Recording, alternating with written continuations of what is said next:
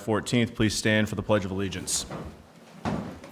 Pledge allegiance to the flag of the United States of America, to the republic for which it stands, one nation under God, indivisible, with liberty and justice for all. And if we could remain standing for one moment, a moment of silence for those who tragically perished over the weekend in Fall River, and think of our first responders who also participated and helped save so many of them.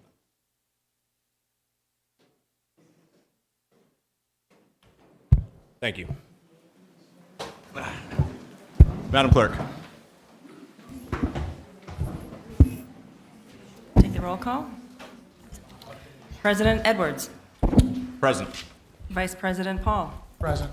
Councilor Janik. Present. Councilor DiMedeiros. Present. Councilor Perry. Councilor Burke. Present. And Councilor Comito was absent. All right, so first part of our agenda this evening, we'd like to welcome the new superintendent of schools. Offer you a couple of moments to come up and address the council. We look forward to working with you. And congratulations.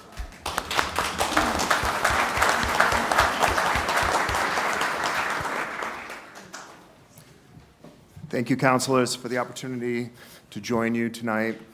I'm honored to serve as Tiverton's new superintendent. I'm excited to be a part of a community that clearly values partnership with education and civic partnership. Over the past few weeks, I've been pleased to have the chance to get to know many members of the community, including school staff, families, town leaders, and community members, and it's already clear that Tiverton is a community that greatly values education, strong sense of pride in its schools. My focus as superintendent will be supporting great teaching, strengthening communication and collaboration, and ensuring that we navigate the financial challenges together. I look forward to working with the school committee, the town council, our town administrator, and the broader community of Tiverton. Thank you again. Thank you. Thank you.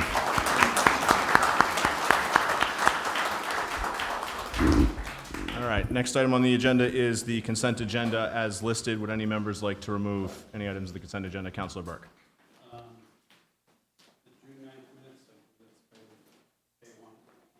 Okay, any other members of the council like to remove any consent agenda items? All right, with that, I'd like to entertain a motion to approve the remainder of the consent agenda minus A1. So moved. Second. Motion been made and seconded. Any further discussion? Hearing none, all in favor? Hey, Councilor Burke. Just a minor typo on page 6.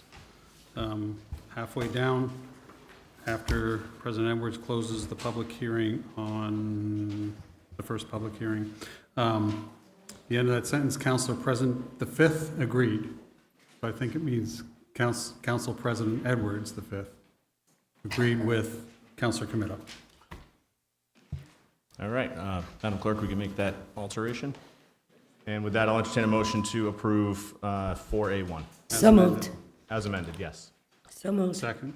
Motion been made and seconded. Any further discussion? Hearing none, all in favor? All right. None opposed. Next item would be public comment. There are a number of people who signed up. Actually, it looks like everyone here signed up for public comment on items that we have a public hearing. So if it's acceptable for you, we can address those comments when we get to the public hearing, unless somebody had a burning desire to speak before we move forward here. All right, I have a list, so I'll make sure that we get to everybody. My apologies. All right. Next item on the agenda, without objection, I'd like to move items 8A and B up ahead of the public hearings. Okay. Hearing none. All right, so first item on the agenda is Administrator Jones' discussion and possible vote to ratify the employment contract for James N. Costa as police chief and administer oath. Mr. Administrator. Mr. President, excuse me, thank you, and members of the council. It is my pleasure to, without any necessary introductions, recommend to you my candidate as the next chief of police of Tiverton as James N. Costa. Most of you know Chief Costa, who has served the town for over 32 years. He is a resident, he is my friend, and I know that he will serve the Tiverton Police Department with distinction. So it is my strong recommendation that you ratify and approve his contract and make him your next chief of police. Thank you, Mr. Administrator. Any questions from the council, or I'd like to entertain a motion to ratify the employment contract for James N. Costa as police chief. I move ratification. Second. Motion been made and seconded. Any further discussion? Hearing none, all in favor? All right, now if Chief Costa would be so kind as to come up. Where is he? Mr. President, also, I'd like to invite the Tiverton Police Department's Honor Guard as well to flank the chief, along with the members of his staff and his family.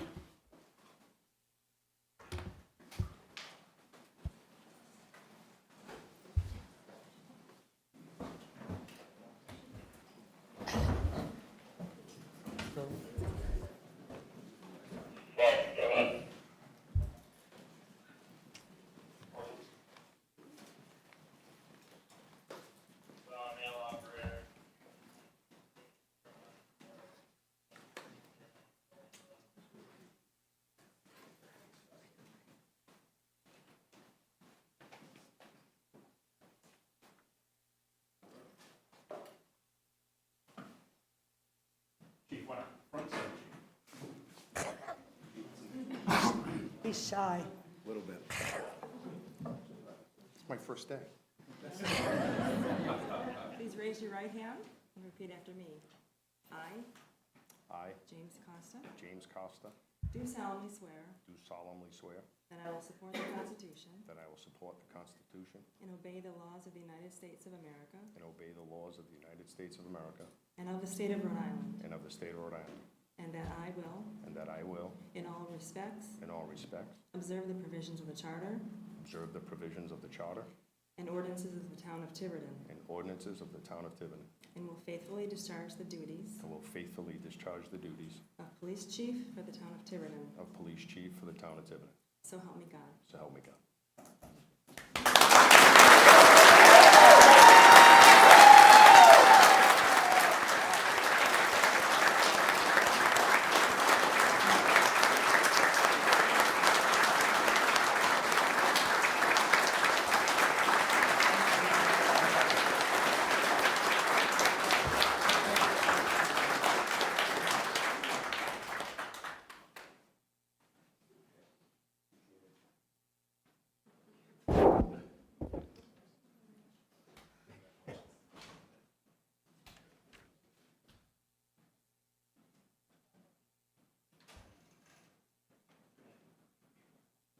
We have the chief's badge.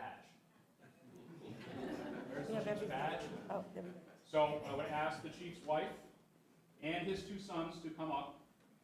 The sons, pin on his eagles, please. And I'd ask his wife, they can redo it, chief. And I'd ask his wife to pin on his badge, please.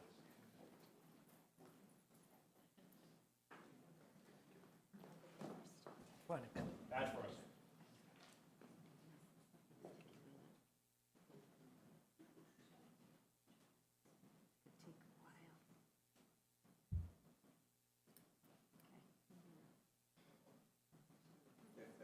Small badge, chief. I'm an old guy. I'm afraid I'm gonna poke him. You need my glasses. You should need my glasses.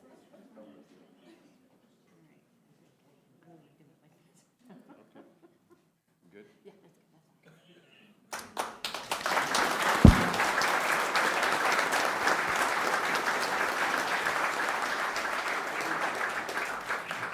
And the chief's sons, if you would, just take the eagles off and readjust them. Beaks forward, please, John.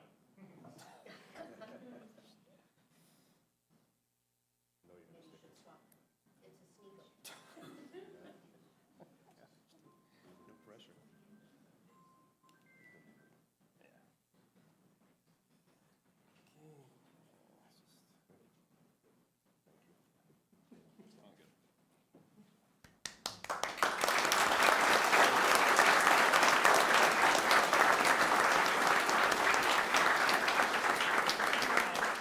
Ladies and gentlemen, I would ask you to stand for our next chief of police.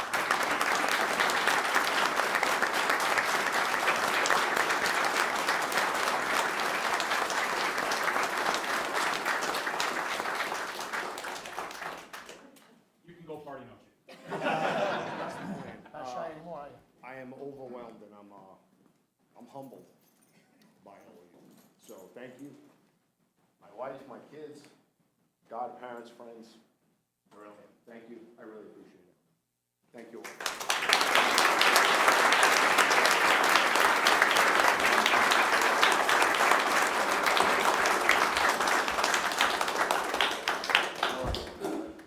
We're going home. I don't know. Thank you for doing it.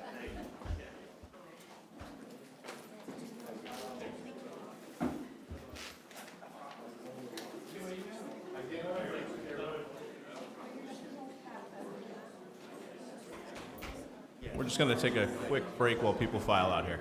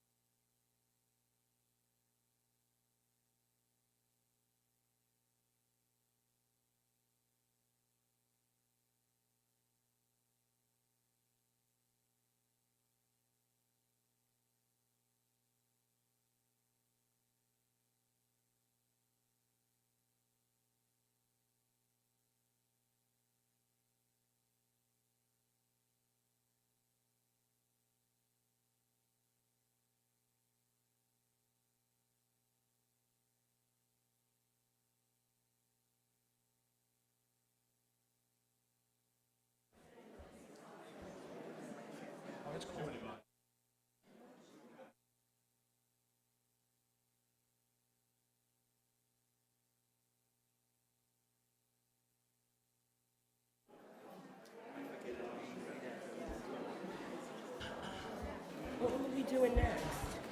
B. What's B? So we're not gonna, you don't wanna go to executive about him? Whatever. All right, so we go to get the door shut. It's not Mary Lou, it's the, Okay, next it's not item. Mary Lou. Next item on the agenda is Administrator Jones' discussion and possible vote to ratify the employment contract for David M. Silvia Jr. as DPW Director and administer the oath. Mr. Administrator. Thank you, Mr. President. It's my pleasure to introduce to you for your consideration Mr. David Silvia Jr. Mr. Silvia comes to us as a Tiverton resident and a former Tiverton resident, and he's relocated. Mr. Silvia, come on forward.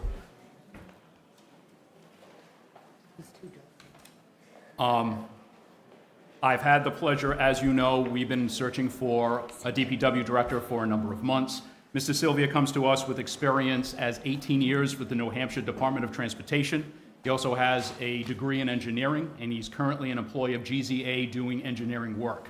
We were able to bring him back to serve his community. It wasn't easy, but I know that I'm excited that he is going to take the DPW employees and our town into the next generation of where it needs to be.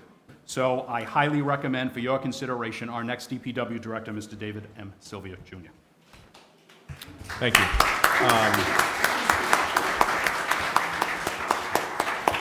So with that, any questions from the council, or would like to entertain a motion to ratify the employment contract for David M. Silvia Jr. as DPW Director? Mr. President, I'd like to make that motion to ratify the employment contract for David M. Silvia Jr. as DPW Director and Administer the oath. Motion's been made. Do I have a second? Second. Okay, motion's been made and seconded. Any further discussion from the council? Questions? All right. Hearing none, all in favor? None opposed. All right, congratulations. Congratulations, Director. Don't go anywhere. We're gonna swear you in. Madam Clerk. Can you please raise your right hand? I, I, David M. Silvia Jr., David Michael Yeah. Silvia Jr., That's do what he solemnly thought. swear do solemnly swear that I will support the Constitution that I will support the Constitution and obey the laws of the United States of America and obey the laws of the United States of America and of the state of Rhode Island, and of the state of Rhode Island, that I will, that I will, in all respects, in all respects, observe the provisions of the Charter observe the provisions of the Charter and ordinances of the town of Tiverton, and the ordinances of the town of Tiverton, and will faithfully discharge the duties and will faithfully discharge the duties of Director of Public Works of Director of Public Works for the town of Tiverton. for the town of Tiverton. So help me God. So help me God.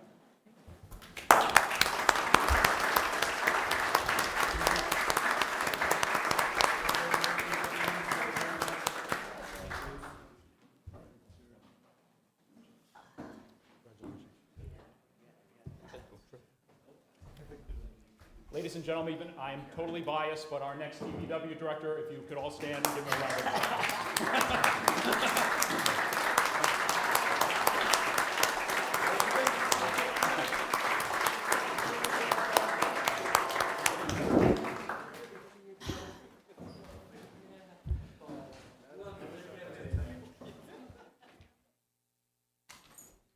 All right, now to the public hearings.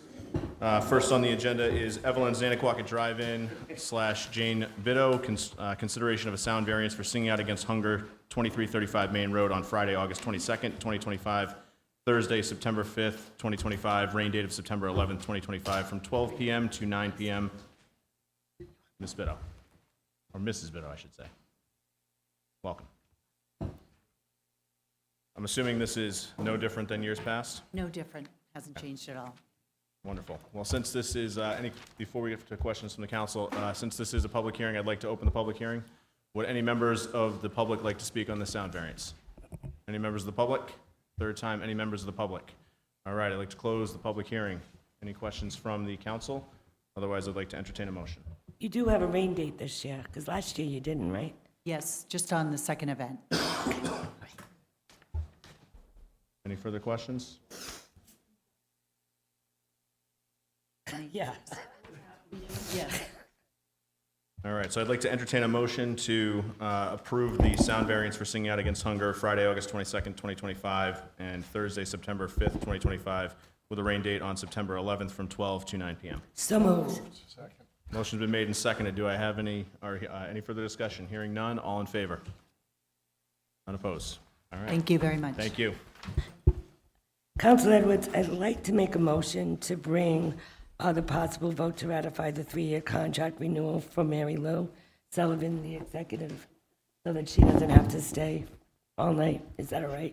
Absolutely. Okay. All right, well, rather than a motion, without objection, I will take item 8C out of order. Administrator Jones, discussion and possible vote to ratify the 3-year contract renewal and approve the fiscal impact statement for Executive Assistant Mary Lou Sullivan.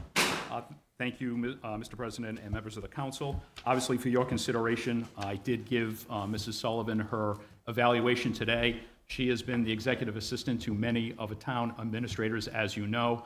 And in the 7 months that I have been your town administrator, both acting and permanent, she is indispensable. I wouldn't be able to find my way, even as a police officer for a long time. She runs circles around me. So I would strongly recommend to you that you ratify this 3-year agreement because she can't go anywhere, and I'm not going to let her. And I need you to make it legal. So if you would consider ratifying her contract, please. Motion to ratify the contract for Executive Assistant Mary Lou Sullivan and approve the fiscal impact statement. Second. Motion been made and seconded. Do I have any further discussion? Hearing none, all in favor? Thank you. None opposed? Thank you. Thank you, Mary Lou.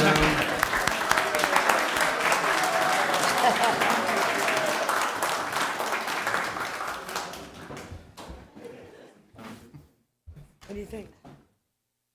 Want to do town? As well. We can. Okay. All right, and then without objection, I'd like to move item 8D, Administrator Jones, discussion and possible vote to approve the fiscal impact statement for Building Official Tom Varatta. Thank you, Mr. President, and members of the council. We're on a roll tonight. So obviously, as you know, Mr. Varatta came to us as a former inspector for the city of Woonsocket and a former inspector for the Rhode Island State Building Officials Office. He came to us at a time that we were desperate. Knowing that there is a statewide crisis when it comes to building officials, Mr. Varatta has hit the ground running, literally. He was our interim building official before he decided to take the job, and thank God he did. He has been a godsend for us in the building officials department, bringing professionalism and just better communication to the building officials office. Mr. Varatta and I had conversations today. He's got a lot of great plans. He's been introducing himself to all the local contractors, making himself indispensable. We have kind of a challenge going on all weekend. Who answers emails the latest and the earliest? He definitely has me beat. So I am excited for your recommendation and consideration that I highly approve the contract and fiscal impact for our building official, Mr. Tom Varatta. This is just the fiscal impact tonight. This was, he's coming off probation, sir. So he served a 6-month probationary period. Right, but on our agenda, it's only It's just a fiscal fiscal impact. impact, that is correct, sir. I'd like to make a motion. Counselor. Motion to approve the fiscal impact statement for Building Official Thomas Varatta. Second. Motion been made and seconded. Any further discussion? Hearing none, all in favor? Thank you. Unopposed? Congratulations.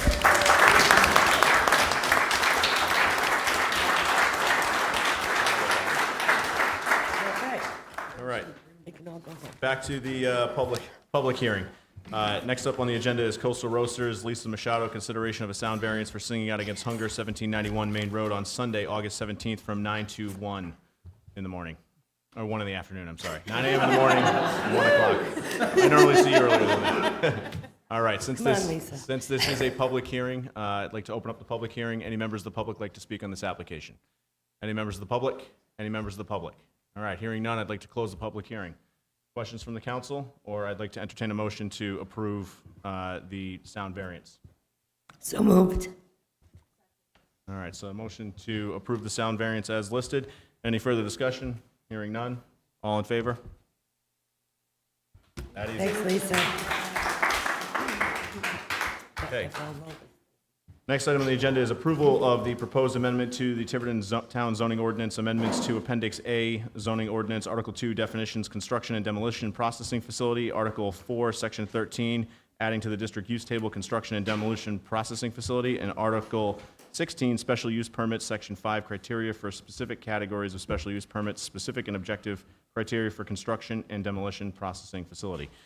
Since this is a public hearing, I'd like to open up the public hearing, but I'm going to go right off the list first, and then we can invite others to speak. So, oh, yeah, good call. Sorry. Have the petitioner speak first. This is why we keep the lawyer around. Mr. DeMello. Good evening. You guys can sit, stand, whatever you prefer.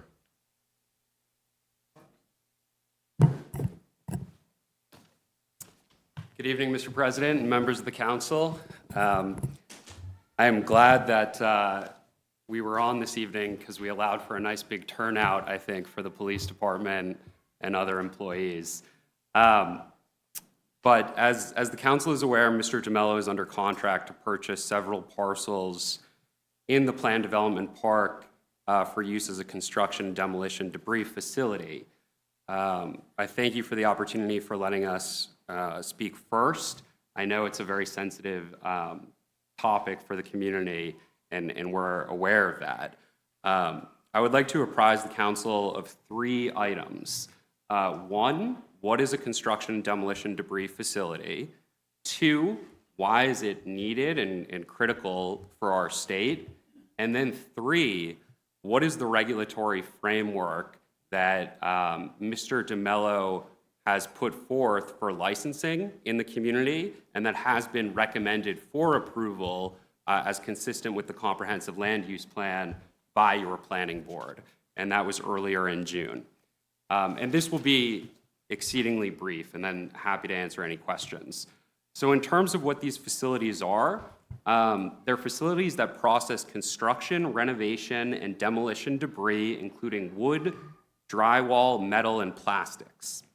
75% of all materials received by the facility must be removed from the site within 6 weeks. This is not a landfill. In no case shall the facility be permitted to store materials on site for 3 months. So 75% in and out in 6 weeks. To the extent anything beyond that, it can't be there greater than 3 months. And that's by Rhode Island Department of Environmental Management regulation. The debris is transported from construction sites by truck, brought to a warehouse where it's inspected and processed and sorted, and then distributed for resale and reuse. There is no recycling of hazardous materials at this plant, and RIDEM actually requires treatment plans so that if a hazardous material does arrive on site, they need to be immediately notified, and you have to have an operational and contingency plan in place to deal with such issues. So that's what it is. in terms of why they're important, it really comes down to being sensitive to our environment. So I know there's a lot of talk in the community about how this is negative for the environment, but that's actually in many ways misguided. According to the Rhode Island Resource Recovery Corporation, which is the state central landfill, it's the organization that runs that, the landfill will reach capacity in 2046. Each day, it receives 2,200 tons of waste.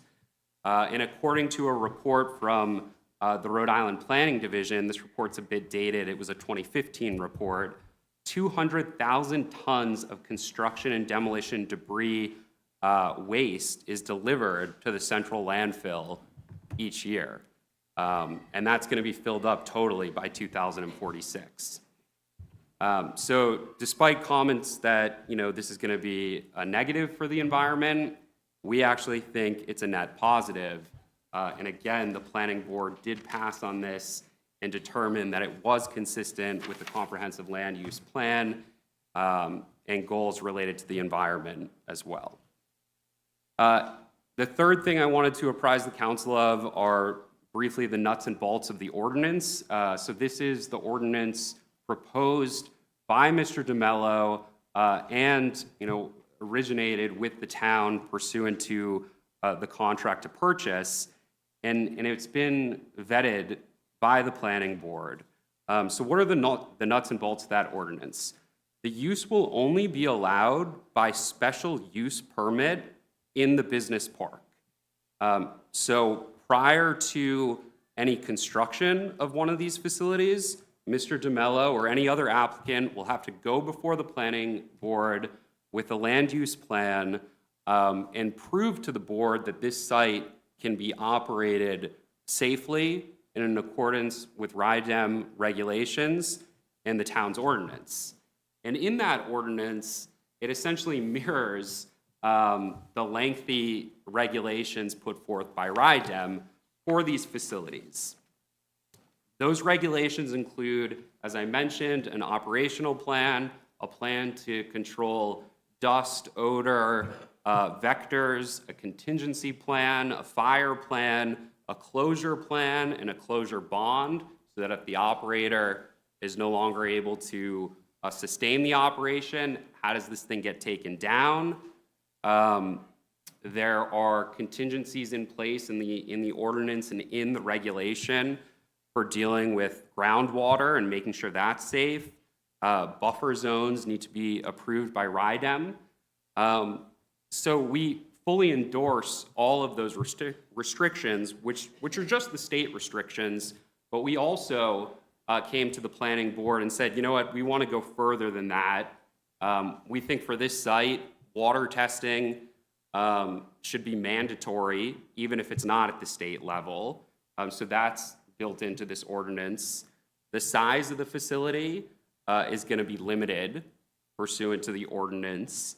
And there'll be procedures in place for traffic studies. So Mr. DeMello or another operator at another site where this is allowed within the park would have to come before the board and prove to them by positive evidence, again, that this can meet the strictures of the ordinance. So I want to be very clear that there's not a present plan to build one of these facilities tomorrow. This is step one of a very lengthy regulatory process whereby Mr. DeMello needs to go out, create this plan with experts, with consultants, get a RIDEM license, and concomitant with that, come before the planning board and prove that he's deserving of a special use permit and that the site and his particular facility can be operated safely. So that's all I have this evening, unless there's questions for me or Mr. DeMello, but we respectfully request that you pass the proposed ordinance amendment. Thank you. Thank you. All right, so now I'd like to open up the public, we get to the questions from the council after the public hearing. So now I'd like to open up the public hearing. I do have the sign-up sheet here, so we'll go right down. It looks like the first one is David Bolland. Mr. Bolland here.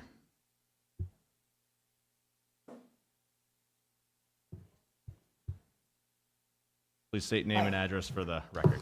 I'm sorry? Please state name and address for the record. My name is David Boland. I live at 110 Foreign Lane, Tiverton, Rhode Island, on the eastern shore of the beautiful Stafford Pond, for which I am very concerned. I do not represent any organization other than myself, but I would like to also speak for the pond, and I hope others do too. The gentleman that just gave us a very nice presentation said that, I think he said that his company would like to exceed what the state is requiring for water testing. I would suggest that if he's willing to exceed what the state requires, the state's not requiring enough. I personally don't trust the state, the town, the company, or even myself to protect the pond to the degree that it needs to be protected. And I think this is a step in the wrong direction, makes us a mini Johnston right next to the beautiful Stafford Pond. Thank you. Thank you. Next on the list is Tim Leary. Mr. Leary, just name and address for the record, please.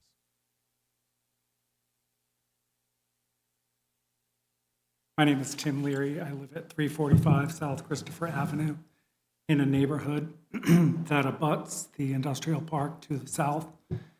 And I and my neighbors are very concerned about the idea that you're changing the zoning within the park to allow a new usage of what's been previously allowed in the park. Mr. DeMello was made himself available to me on very short notice. He spoke to me for about 40 minutes, answered every question I had, put to bed some of the concerns that I had. But at the bottom line, I told him my opposition to this would just be because I don't think, one, it's the right thing in this location with both the pond, the school, and a neighborhood. You know, it's, I think 1,400 or 1,509 feet from the closest neighbor. And it's not so much the concern about the debris itself, but there's going to be noise. There's going to be all kind of nuisances from it. And regardless of what kinds of plans are put in place, always the chance, albeit a small chance, that something happens that we're not. And I've heard that some members of the town government have said things like, well, we'll have DEM to make sure that the rules are followed. Like the previous speaker, I mean, at its best, DEM's overwhelmed. And I kind of feel like counting on them to protect us is like having hope as a plan. And, you know, hope's not a very good plan. So I hope, it is my wish that if this goes forward, that we have some kind of mechanisms in place to ensure that if the unexpected happens, you know, some load that has something toxic in it unexpectedly. I mean, I trust Mr. DeMello based on the conversation I had with him. But in that business, they never really know what's coming in a container. You know, the places the containers come from, it's hard to control what goes into them. So overall, I'm opposed to this particular development. And one last thing that bothers me is the idea that this might not be a one-off. What if someone else comes in and says, okay, they've changed the regulations, I'd like to put a facility there as well. Or if someone else comes in and buys his business, and he's been a great neighbor, but he has this unbelievable opportunity to sell a business, and then someone less scrupulous comes in. I have no objection to Mr. DeMello. The business, I agree, is much needed. Anyone in town who's tried to get rid of any kind of dimensional lumber, I mean, we desperately need something like this.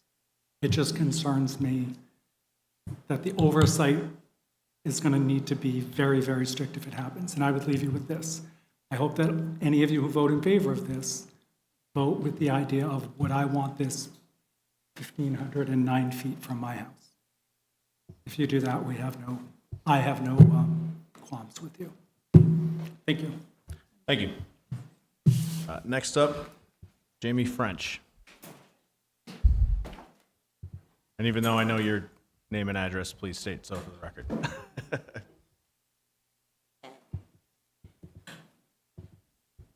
Hi, my name is Jamie French, and I live at Craig Avenue. I want to talk about the process that this involves. We get a truck, and it brings in debris. It dumps it in a pile on the ground. It doesn't go in the warehouse, it goes in a pile. The pile is 20 feet tall allowed and 50 feet wide. That's what it says in the criteria. The piles, or anything that is dangerous or a fluid at this point, like whether it's in a plastic tank, that tank has already been put into the truck. Then the truck's dumping it on the ground, and other materials are getting dumped on top of it. So if there's going to be hazardous waste, that's probably where it's going to be, yet the plan is not to look at the hazardous waste until it's inside the actual warehouse getting ready for grinding. So we have this pile outside, and we have this thing called hydrogen sulfide.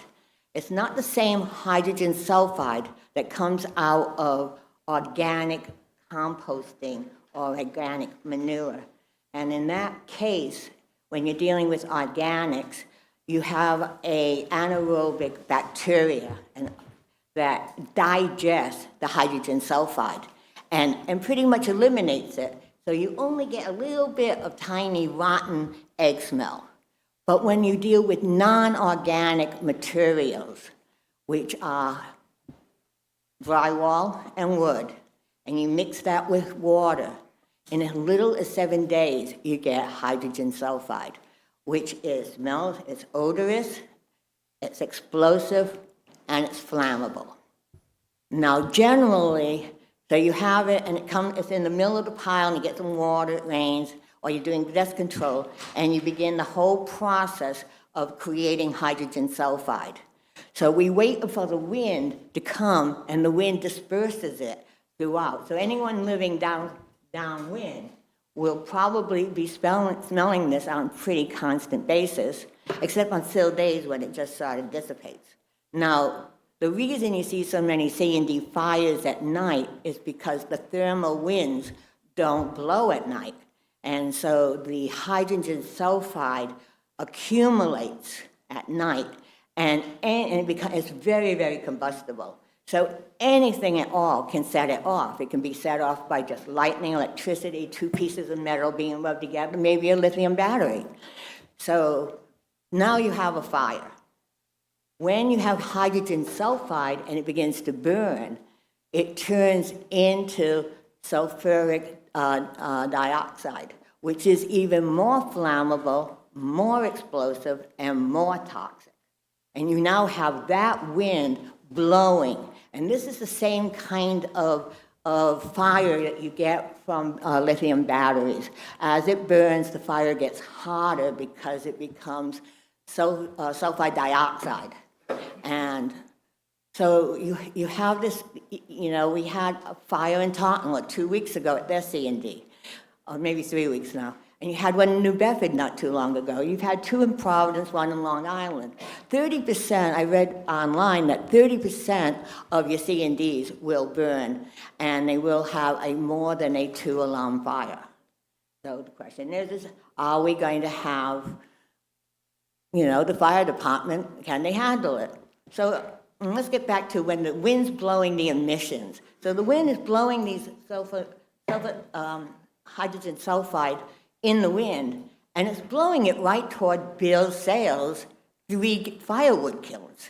I have an issue with that. I don't know if that's a problem or not, but it's also blowing it right toward our natural gas turbine power plant. After that, it hits the water, our reservoir, and it is water soluble. So some of that will soak into the water system.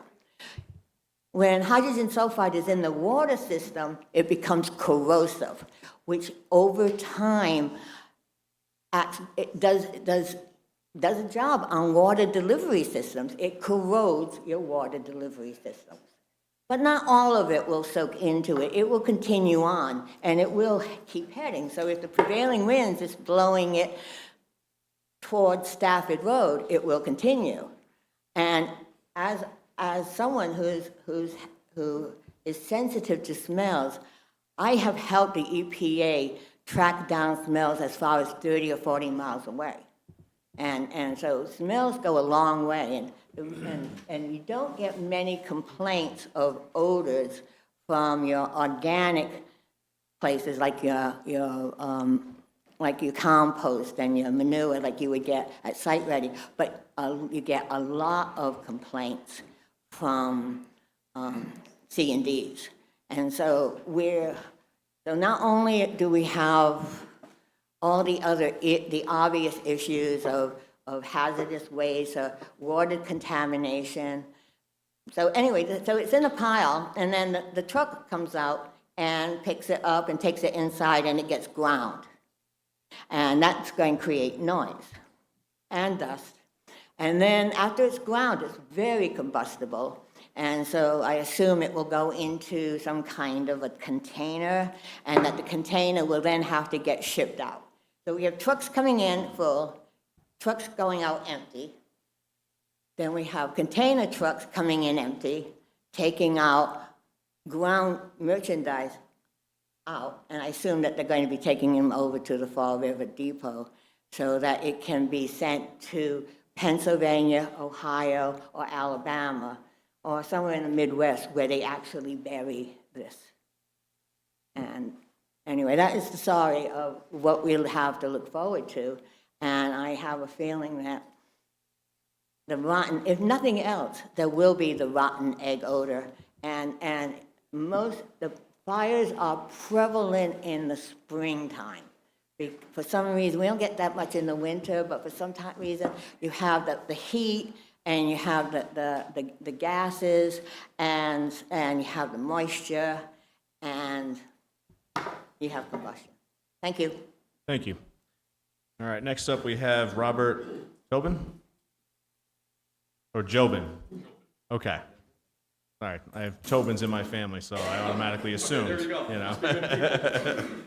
Just for the crowd, I'd like to... Name and address for the record, please. Robert Jobin, Stafford Road, right on a lake. Just for... May I say, he's not speaking to the crowd, he's speaking to the council?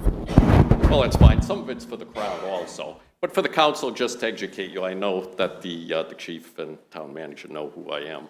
But just to get back into a little bit of my history, I spent 30 years with East Providence Fire Department. Last 11 years as a chief, worked my way up. Assistant Deputy State Fire Marshal in the meantime. We had a very similar type operation in East Providence. It was called Pondview. And if I were you guys, I'd write it down and Google it. It was a horrendous operation. Multiple fire calls, multiple medical calls, and they were of very long duration, okay? There's a few things I heard from the gentleman about the processing of these materials. As far as the materials go, he talked about wood. That's an issue. He talked about other construction material. Jamie was very, very good with the hydrogen sulfide aspect of it. You really have to research this and ask yourself, what are they processing? Now, what they're processing is usually older homes, or homes that were involved with fires, or homes that were being moved for public recourse or whatever, you know, an airport or something similar, roads and that type of stuff. These older homes are full of asbestos, they're full of lead, and other toxic materials. Lead is a big, big issue. Lead paint over the years, you know, back prior to '78, paint was loaded with lead. Lead has many, many issues.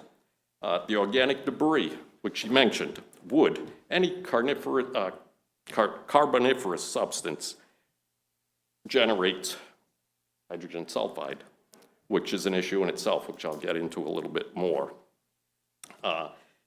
Asbestos in the shingles. A lot of older houses you drive by, especially in the older neighborhoods in the cities. Siding is all asbestos. Probably one of the best sidings. It's fire resistant. But once you start crushing it, you loosen all the fibers in the asbestos. Very, very dangerous. Dust control.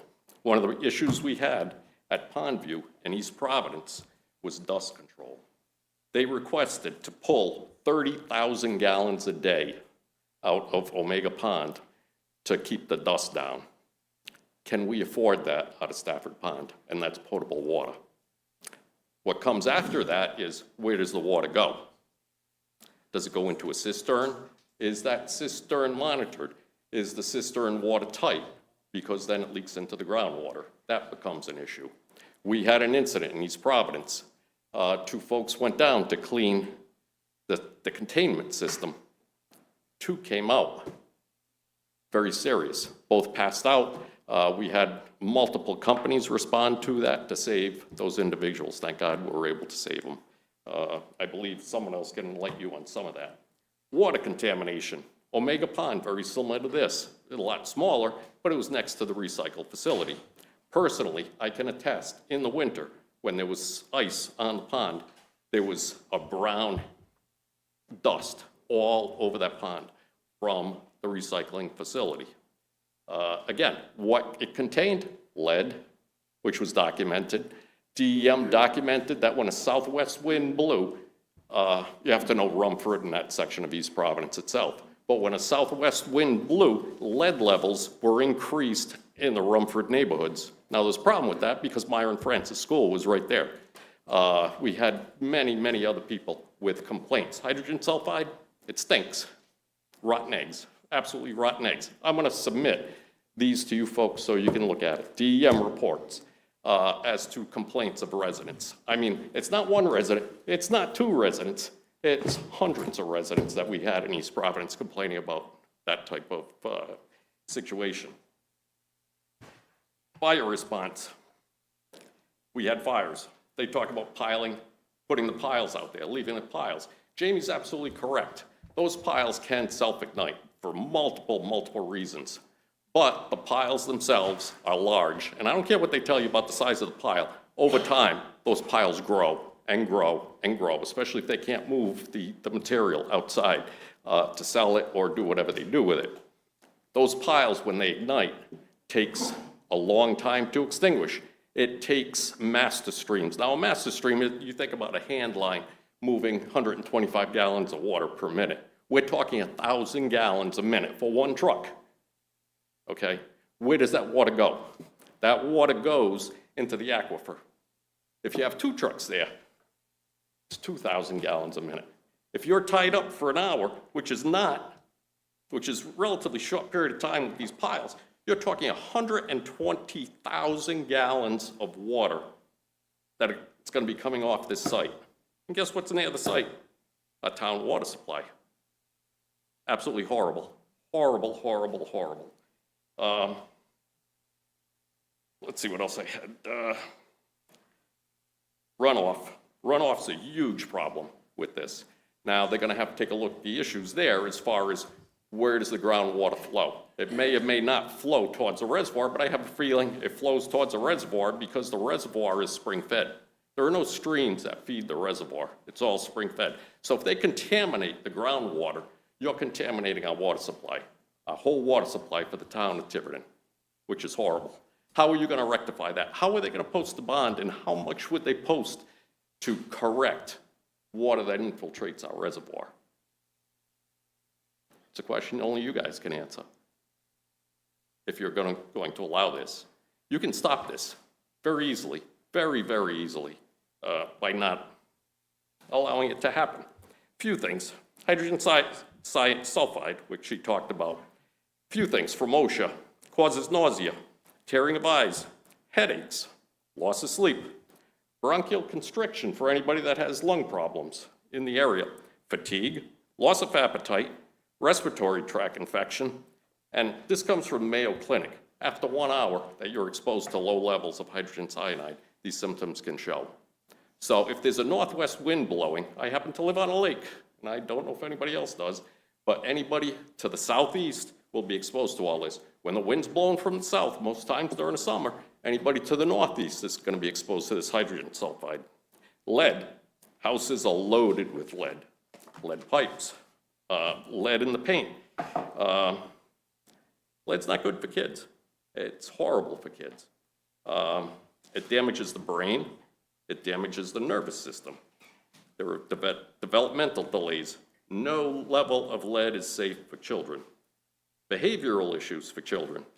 So increased cost in our school system for behavioral issues with the school system. Cause lead paint, contaminated dust, older homes prior to 1978 that they're going to do away with.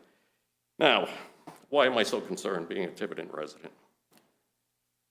Dust control and extinguishment.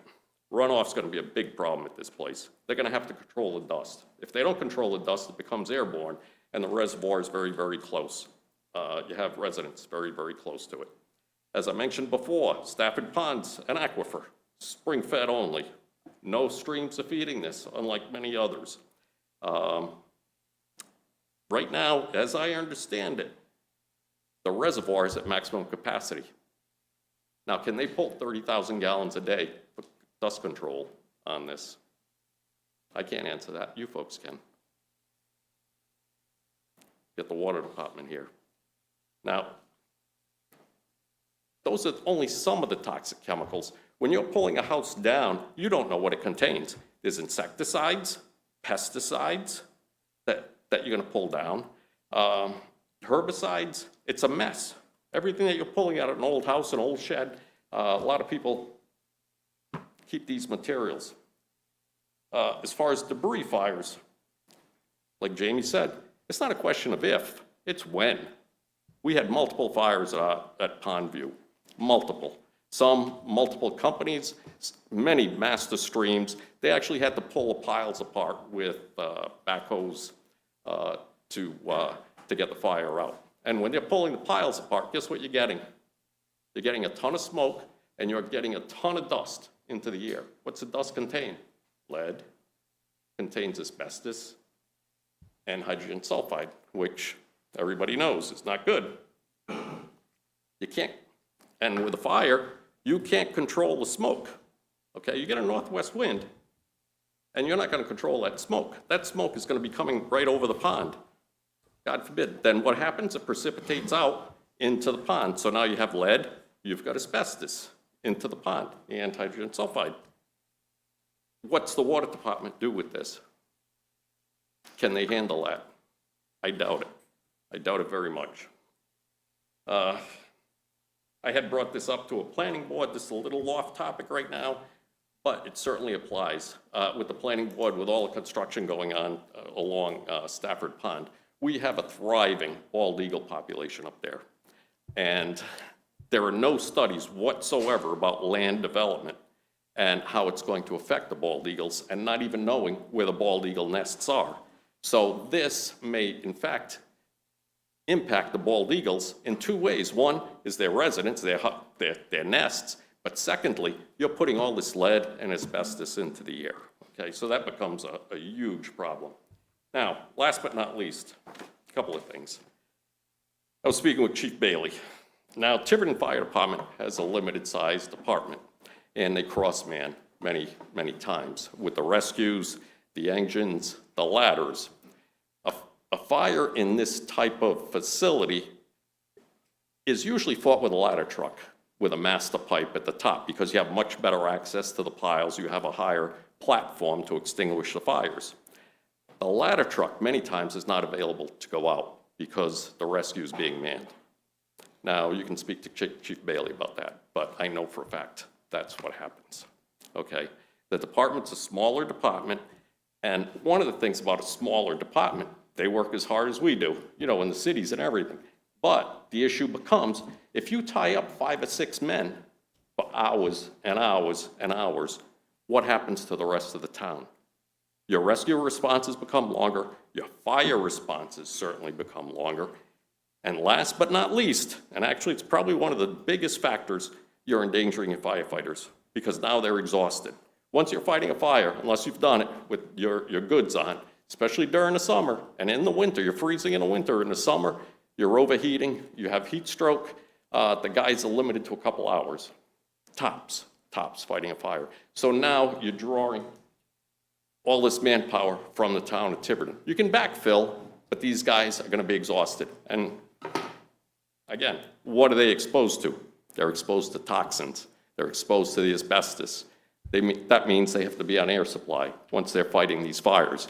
Air supply requires multiple manpower to refill the tanks, to go back and fight the fire.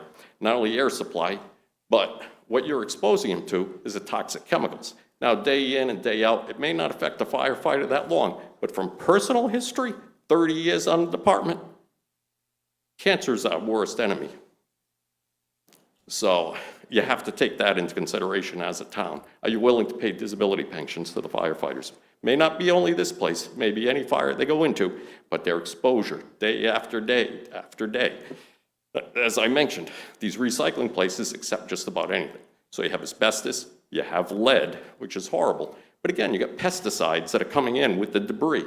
You have insecticides that are coming in. You have multiple things. You might not even know what's coming in to these recycling facilities. So that's what I feel about it. What I'd like to do is give you an idea of what happened in East Providence. DEM had approved their facility. DEM closed their facility. So they moved over to Providence. I have multiple complaints from the city of East Providence, from residents here to DEM. I'd like to give it to somebody on the board, and if you'd like to review it, you're more than willing. You can give those to the clerk, that'd be great. Sure. Thank you for your time and consideration. Thank you. All right, next up we have Gordon Craig.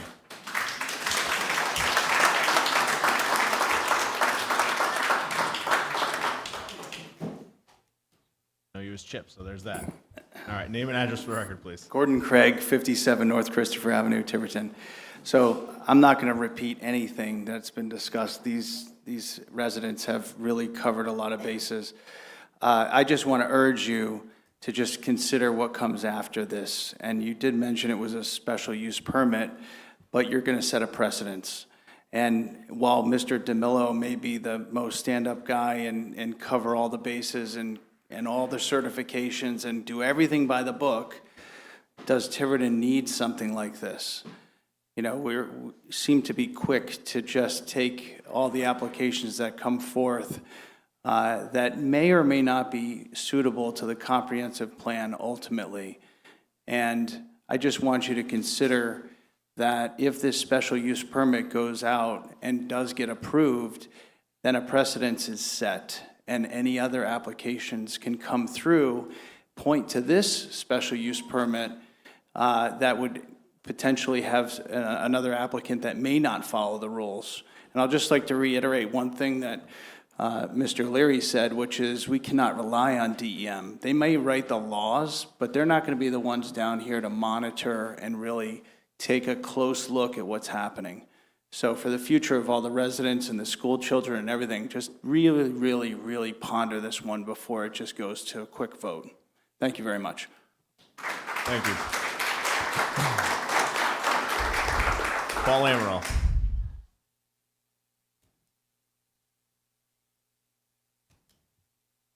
Good evening, everyone. Name and address for the record, please. Paul Amaral, 9 Watermark Drive, Tiverton. I think previous speakers pretty much answered most of my questions, so I'm going to relinquish my time, but I just have one question maybe for council. And council, what is our legal obligation to grant the ordinance amendments?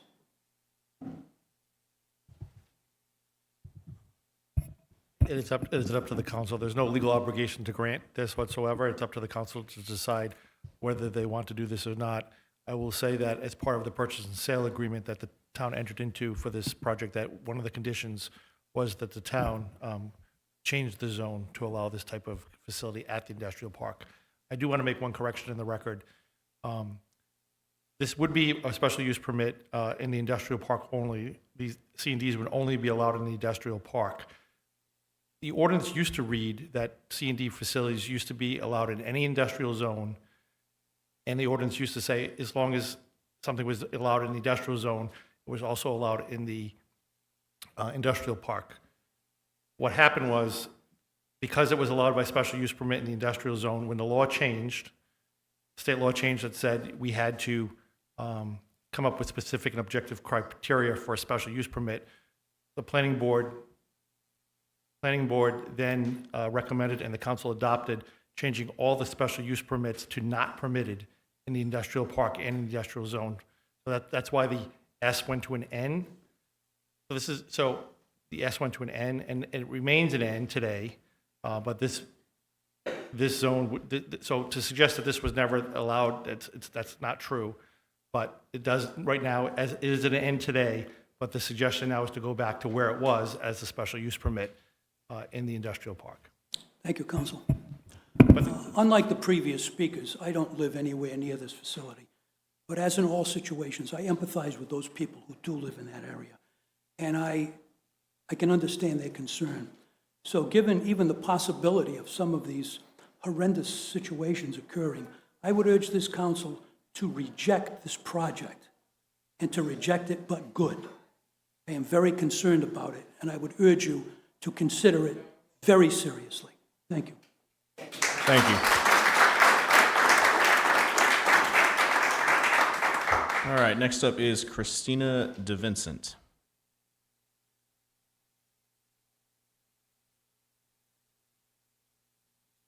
Just name and address for the record. Hi, everyone. Christina DeVincent, 21 North Christopher Ave. So obviously, I live in the neighborhood near this potential project. I will not echo everything that's been said already. I just wanted to add, I'm sure you all remember the fire that happened in the woods in that area a few years back. I remember it. I remember thinking I was going to have to evacuate my home and seeing town after town after town after town's fire department come through. I can't tell you how many town fire departments came, but I can't imagine adding something like this that has the fire risk it has in that area. And then lastly, the last meeting that I came to that I thought this would be discussed at, you were all talking about a gas station that was proposed and wanting to make sure that the aesthetics fit with the charm of the town. How does this fit with our town? Just point of clarification, that was probably a planning board meeting? Or zoning? Okay. Okay. Yeah, wasn't A this, zoning this meeting, body, but- this, just to be very clear, this body has had nothing to do with the proposed Seasons gas station. Okay, Yeah. well, it was in this room with all of you up here like a month ago. Okay, that's all I have to say. Yes, Counselor. Just a process suggestion, since we probably have quite a few more. Looks like we have two more. Oh, okay, never mind. And then whoever else would like to say to speak. I was just, if we have many more, I would suggest having several people come up at a time, Yeah. like they do in the State House.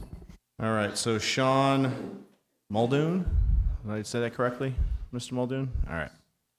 Name and address for the record, please. Good evening, everybody. Sean Muldoon, 21 North Christopher. Everybody's had a lot of very valid points this evening. My concern is the infrastructure.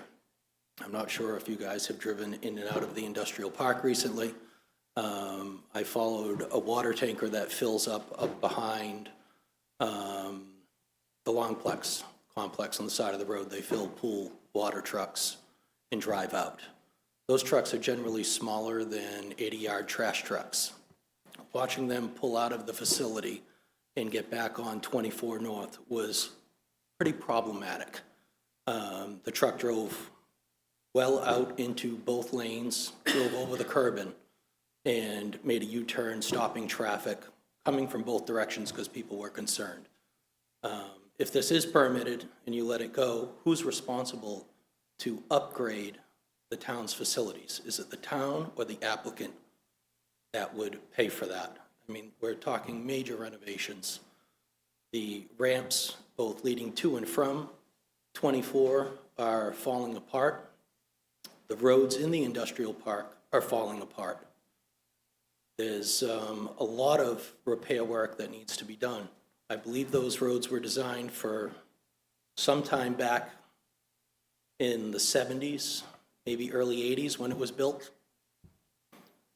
but clearly do not meet the standards for today.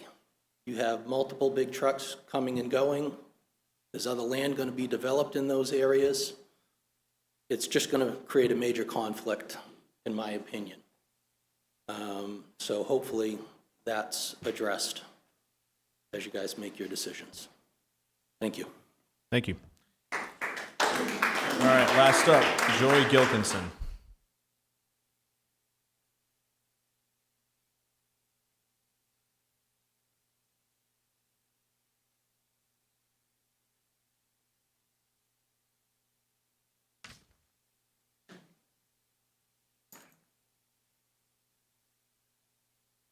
Hi, Joy Gilkison, 360 South Christopher Avenue.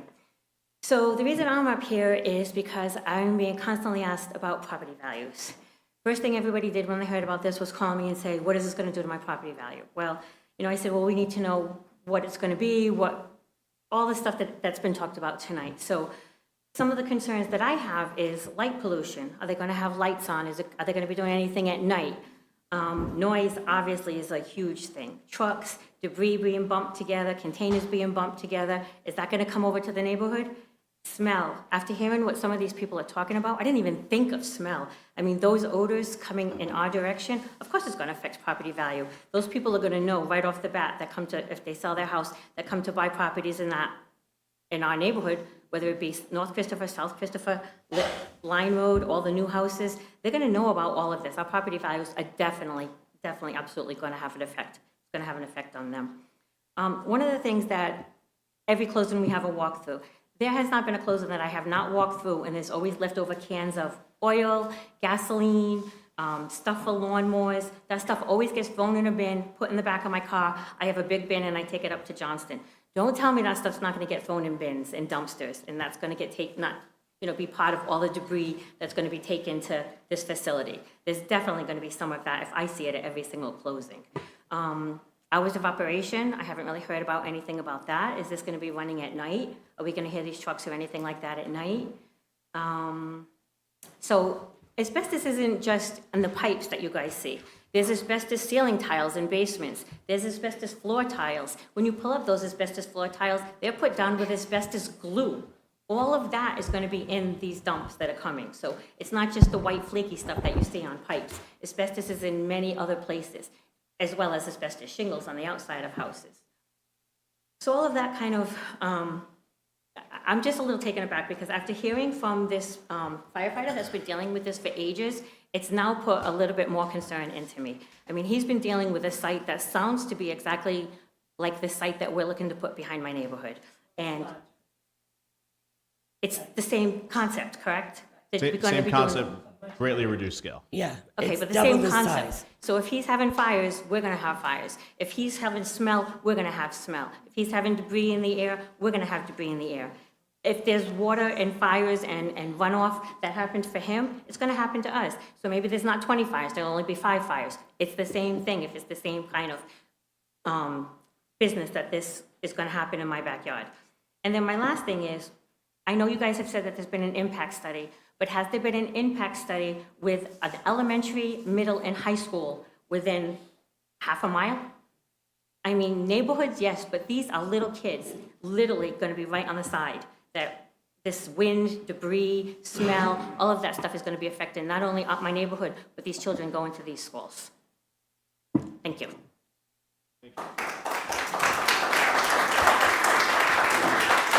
Since this is a public hearing, would any other members of the public like to speak?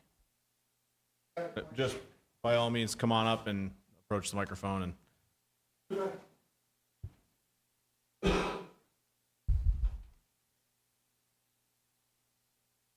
Peter Monis, 83 Captain Circle. There were 2 letters written to the town council. Did each of you read these letters? These 2 letters to the council. No idea which 2 letters you're talking about. I've read every letter Okay, that's come to me, If Peter. you don't know, I can. We don't need you to read them. We've read No, I don't every wanna letter read. that came to us. Please, Just out of curiosity, who are the authors of these 2 letters? if you go to your agenda, these are the 2. These are the ones that were on the consent agenda? Yes. Yes, sir, then we all received them. I know hopefully you received them. I just want to know if you read them. Are you set, Mr. Burke? You read them, okay. Can these letters be added to the minutes of this? By virtue of being on the agenda, these letters are already in the record. For this public meeting? Correct. Yes. Add them on that today? Yes. The second letter is very good, and you can see why this project, not a project, but this change in zoning is not very good for the town. Thank you.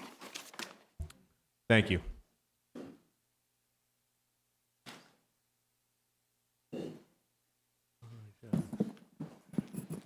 Good evening. Sally Black, 64 Broadview Drive. Full disclosure, I have 2 children that we have invested in to live in the Christophers, the most amazing neighborhood. It's like Dick and Jane, old people will know what I mean, with a little dog spot. The kids walk to school, they take their bikes to school. It's unbelievable, okay?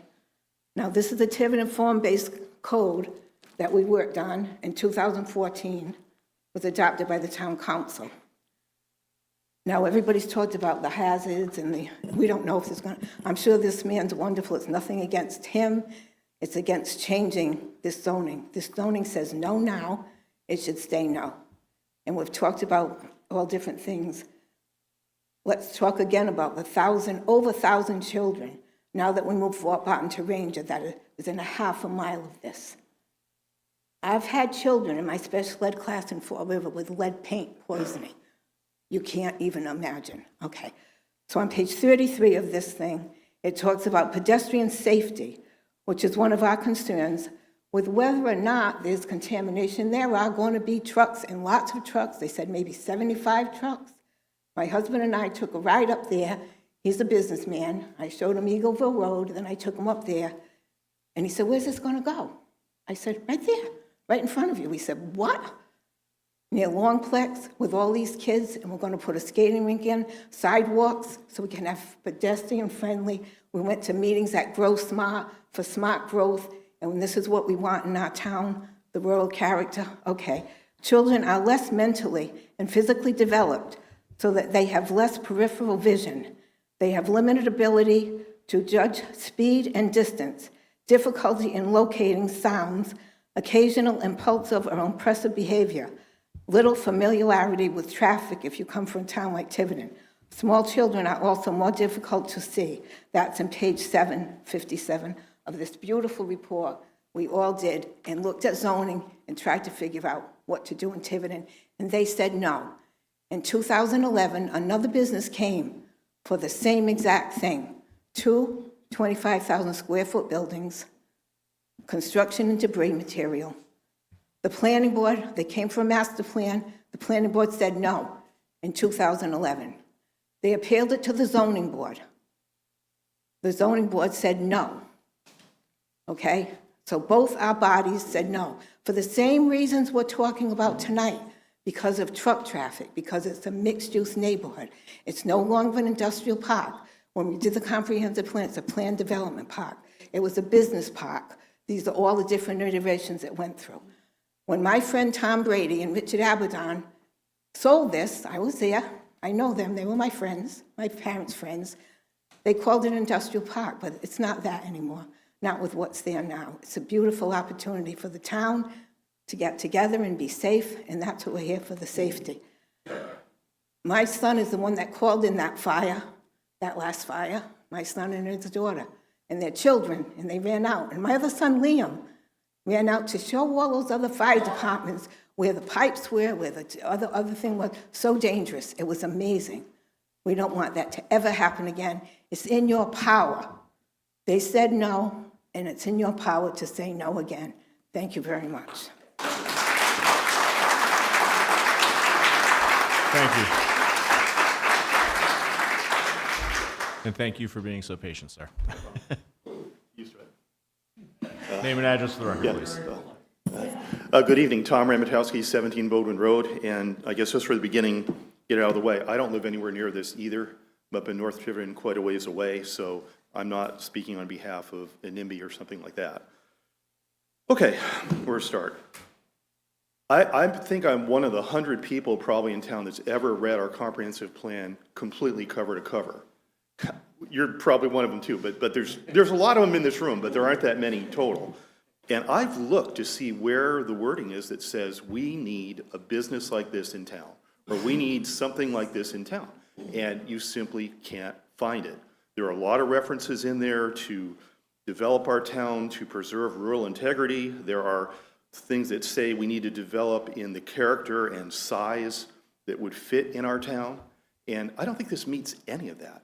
And if anybody's wondering kind of what this is going to look like, it's been mentioned before, but we already have 2 examples now on Eagleville Road across from each other, site ready, and that construction operation that's on the other side of the road from it. So you can get some idea of what's involved, the amount of truck traffic, the piles look like, what the land looks like after they're done, and set these things up. I'm also a little concerned that if you do your due diligence when you come to buy a house or you come to move into a neighborhood, you might check the plan of development, you might check the zoning rules and buy accordingly. And now all of a sudden you can find that an important body is considering changing that to bring in this very heavy industrial use, a waste processing site, really, of this type of building material. That really isn't fair to the people that moved in before this kind of a change is made.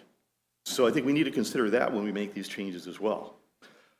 I don't think this particular development, this type of development fits that area now anymore. We've got different businesses up there, as has been described, that really wouldn't appreciate the kind of traffic, the kind of material, the kind of stuff that would be going on in this sort of a business up there. There is a lot of talk in the comprehensive plan about the need for development to help offset our tax base. I don't disagree with that. We all know taxes are high, would like to reduce them. But we have to be really careful about what we let in and what we're willing to do to get that little bit of extra money.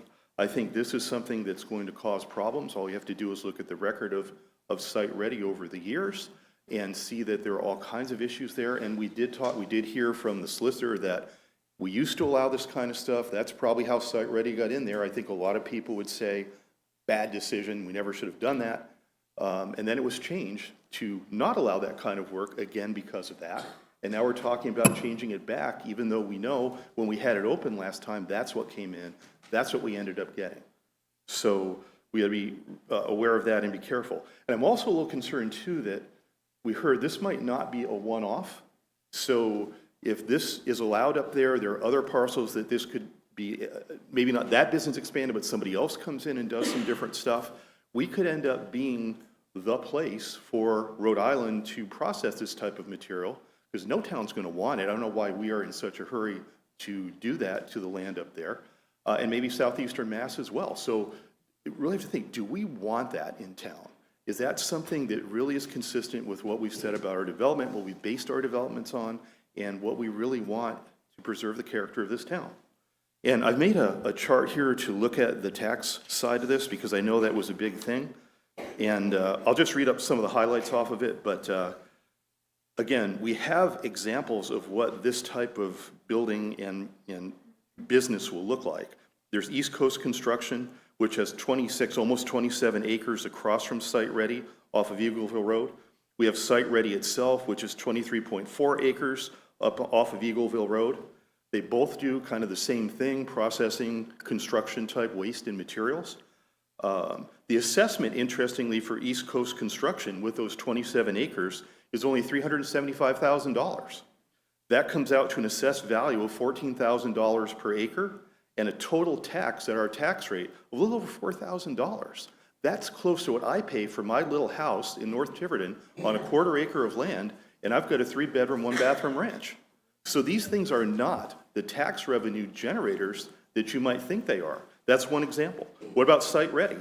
Site Ready is assessed at $1,595,900 for their 23.4 acres.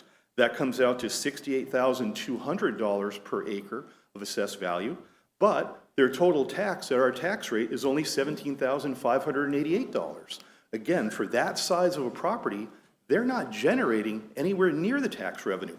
There are a number of houses in Tiverton that generate more tax revenue than that business. And so the other one that we can compare it to, which I think should be our view for the future of that area, is the Longplex Family Sports Center that we all know that's up there. That's a clean service industry, doesn't generate this type of, all this toxicity and things that have been talked about today. That's assessed at $17,412,200. That's over $1 million, $1,008,234 per acre. And it generates $191,880 per year. That's the type of business we need. That's the type of business that's going to improve the property. It's going to And the reason their assessment is so high is that they actually invest in that area. They build buildings, they improve the land. These type of operations tend to be piles of stuff just on the ground. They don't pave the roads. This might have a building, it might not, that remains to be seen, but we have to think about that. But that's a huge difference. And I think that, again, is what we should be trying to do. One other thing that just jumps out at me, if you read the material for the public hearing, there is control after regulation that is being proposed for this particular use.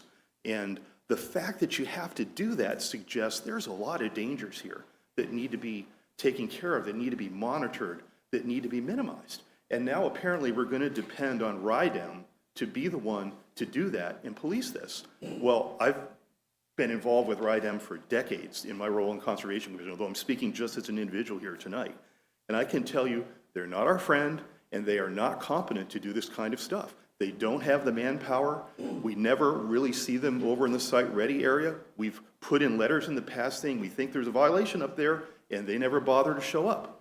We get more response from the Highway Department saying we think they're encroaching on the right-of-way to Route 24 than we get from RIDEM coming up to look at any kind of environmental thing. And let's not forget, RIDEM was our enemy, really, for Stafford Pond. They were proposing to put all these different fishing, and they had them for years, these fishing tournaments on our drinking water supply. And the town had to fight them to stop that. And then they took us to court after we did stop it, trying to get it back instituted again. They don't care about Stafford Pond. They don't care about Tiverton. They don't care about any of that. So to depend on them to be the police, to enforce all this stuff, I just don't see it happening. I don't think they have the manpower, and I think we're too far off from the major areas for them to really care and do that. So anyway, that's all I have to say. I don't want to repeat all the other stuff. There's a lot of other good stuff that was said here to worry about this, but I would like to have the figures on the taxes and all that entered into the record. Got some extra copies here for. Thank you. Thank you.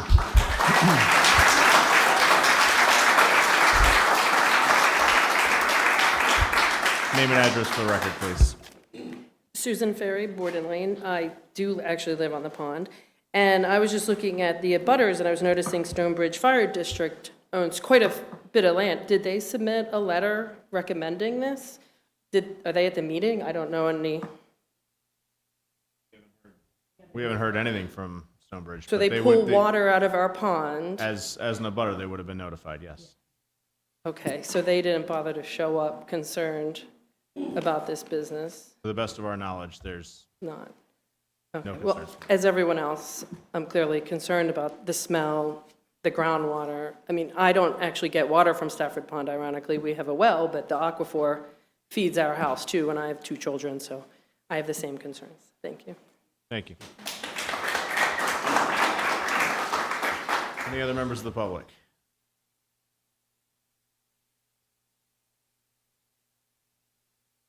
Sheriff Farnworth. Good evening. Diane Farnworth, 95 Pocasset Ave. And yes, I am the chair of the Tiverton School Committee. However, any opinions I give you tonight are my own. And admittedly, I didn't know much about this topic before attending this evening's meeting. And so I do appreciate everyone that has enlightened me on this. Several residents have communicated concerns over this ordinance, primarily over the potential for impacts to our water supply, the neighborhood's quality of life, and so importantly, the children who attend our public schools, as well as the staff members who work there. I'm hearing from constituents over this past weekend with concerns over this ordinance, particularly around the community's children. None of us wants to risk their health or safety, and I'm sure that's 100% everyone in this room. I ask that you take the time necessary to fully vet the facts and make a completely informed decision, not in haste, but when such a decision is appropriate. While I understand that our town is in need of added revenue, please don't do this at the expense of our residents' health and safety. Thank you. Thank you.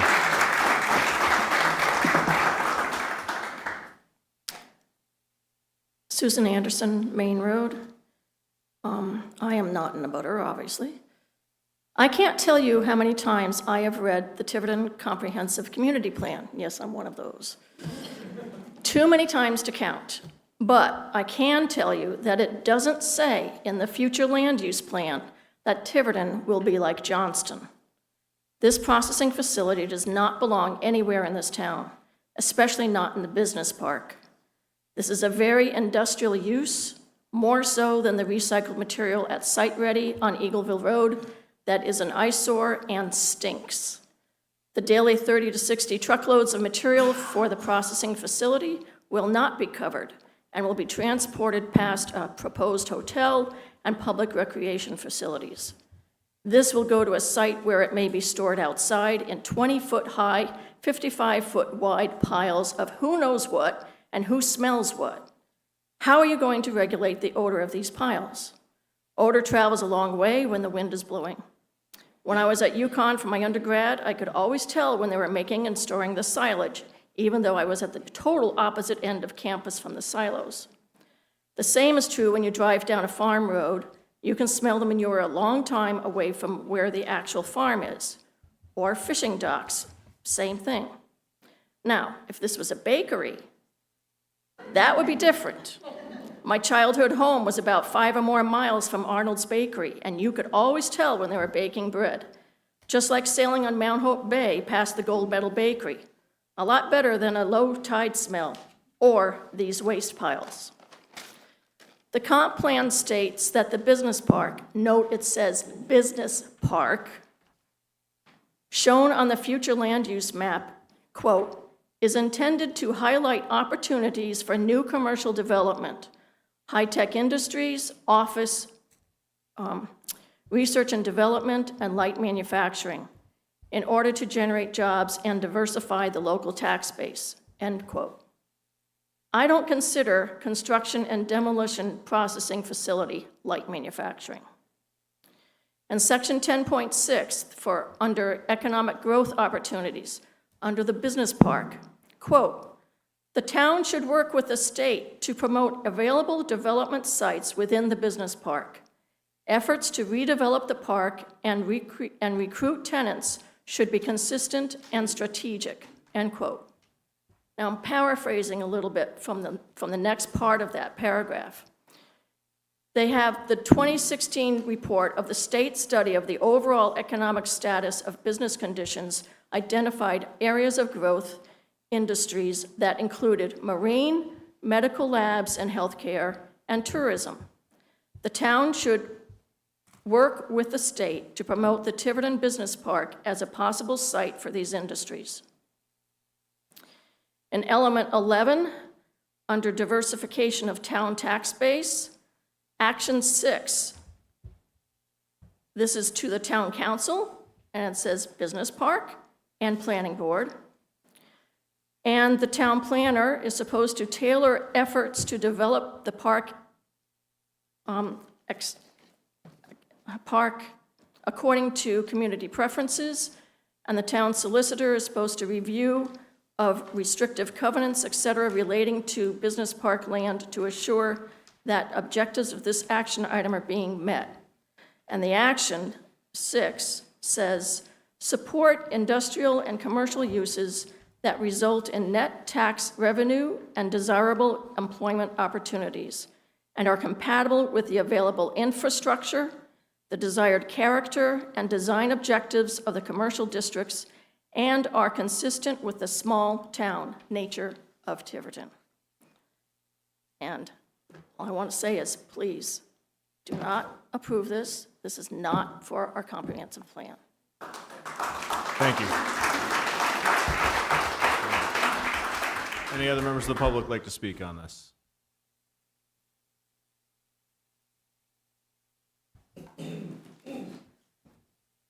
Renee Jones, 161 Highland Road.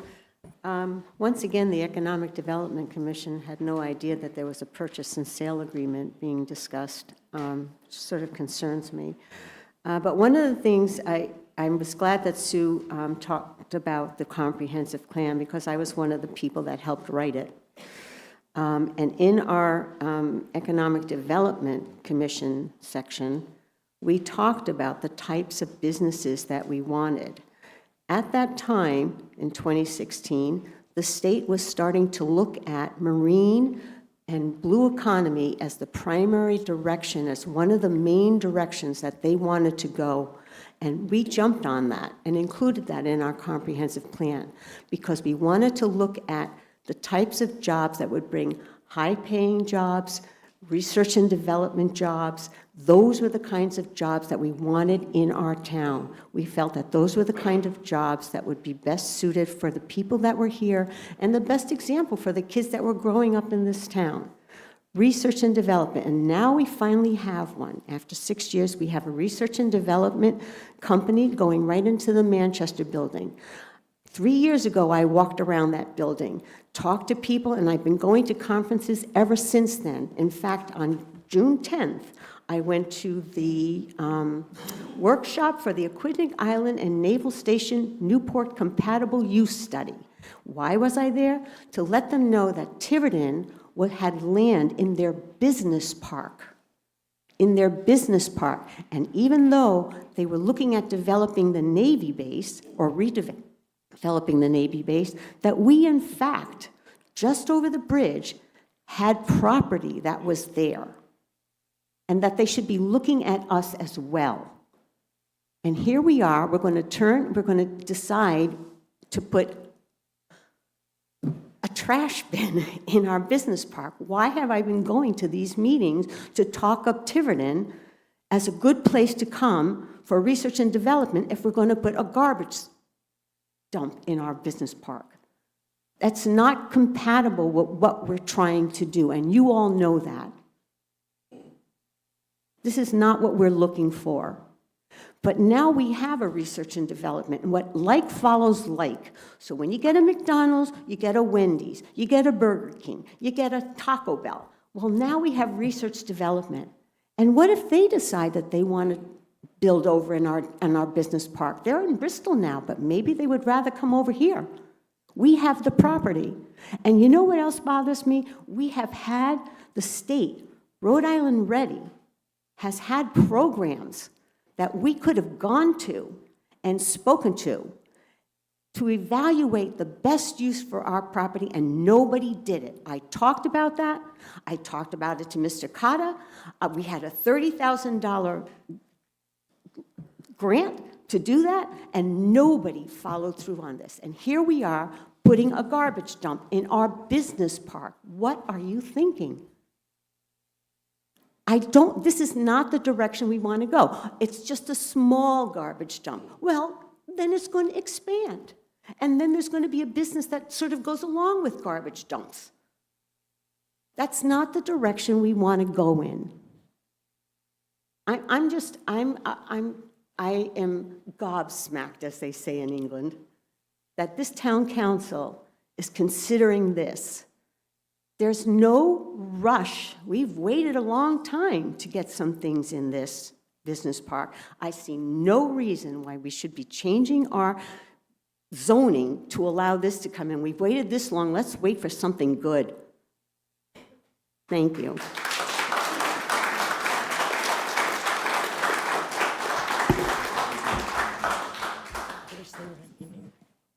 Hi, Joanna Ruda, Diane Avenue.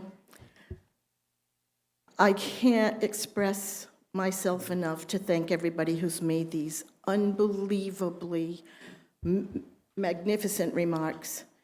Everybody has come with a lot of information and statistics that you can't deny. But I'm just going to be here, I'm just going to say one thing, and I need to ask each one of you to please ask yourselves before you take this extremely detrimental vote. Is this for the greater good after what you've heard here tonight? Thank you. Thank you. Councilor Dumidere. Oh, sorry. We have another member of the public who'd like to speak. Good evening, Diana. From 74 North Christopher Avenue, Butter. I am firmly opposed to the zoning ordinance allowance construction and demolition debris processing facilities in the planned development park. To allow such a facility is not compatible with other businesses already located in the PDP, and certainly it does not bode well with Longplex's future expansion and the pedestrian traffic. Furthermore, it was never intended use of the PDP as outlined in the state-approved Tiverton Comprehensive Community Plan. Imagine waking up every morning to the roar of trucks, the grinding of debris, and the constant hum of industrial machinery. This facility would destroy the peace of our neighborhood, making it impossible to enjoy the indoor and outdoor spaces. According to the June 3rd, 2025 Planning Board meeting, Mr. Orion DeMello wants to start his business operations as early as 7 a.m. With the noise that would be emitted, no one would be able to comfortably sleep past that time, and those who would work alternate work schedules to include but not limited to night shifts, but would not be able to sleep soundly. Additionally, to school children, especially to those attending regional school, will be unable to concentrate on their schoolwork due to noise distractions. The proposed zoning ordinance will open the door not only to Mr. DeMello, but to any interested operator of construction and demolition debris processing facilities. We don't know in any case what would happen if operators change once a business is established. Would it be for better or worse? Who is really going to provide the proper oversight, enforcement, and rules and regulations to keep the community safe when our DEM is understaffed? To have such a facility being proposed to be in close proximity to our drinking water is unnerving. All waste management processing facilities, including construction and demolition debris processing facilities, face the risk of fire that comes with toxic fumes and ash that contaminate soil and waterways. Our drinking water has been already in compromised state multiple times over the past several years. We don't need a fire or even dust pollution for business operations compromising Stafford Pond further, especially to the point that it is undrinkable. And we certainly do not need to be subject to negative health effects that noise and dust pollution create. Thank you.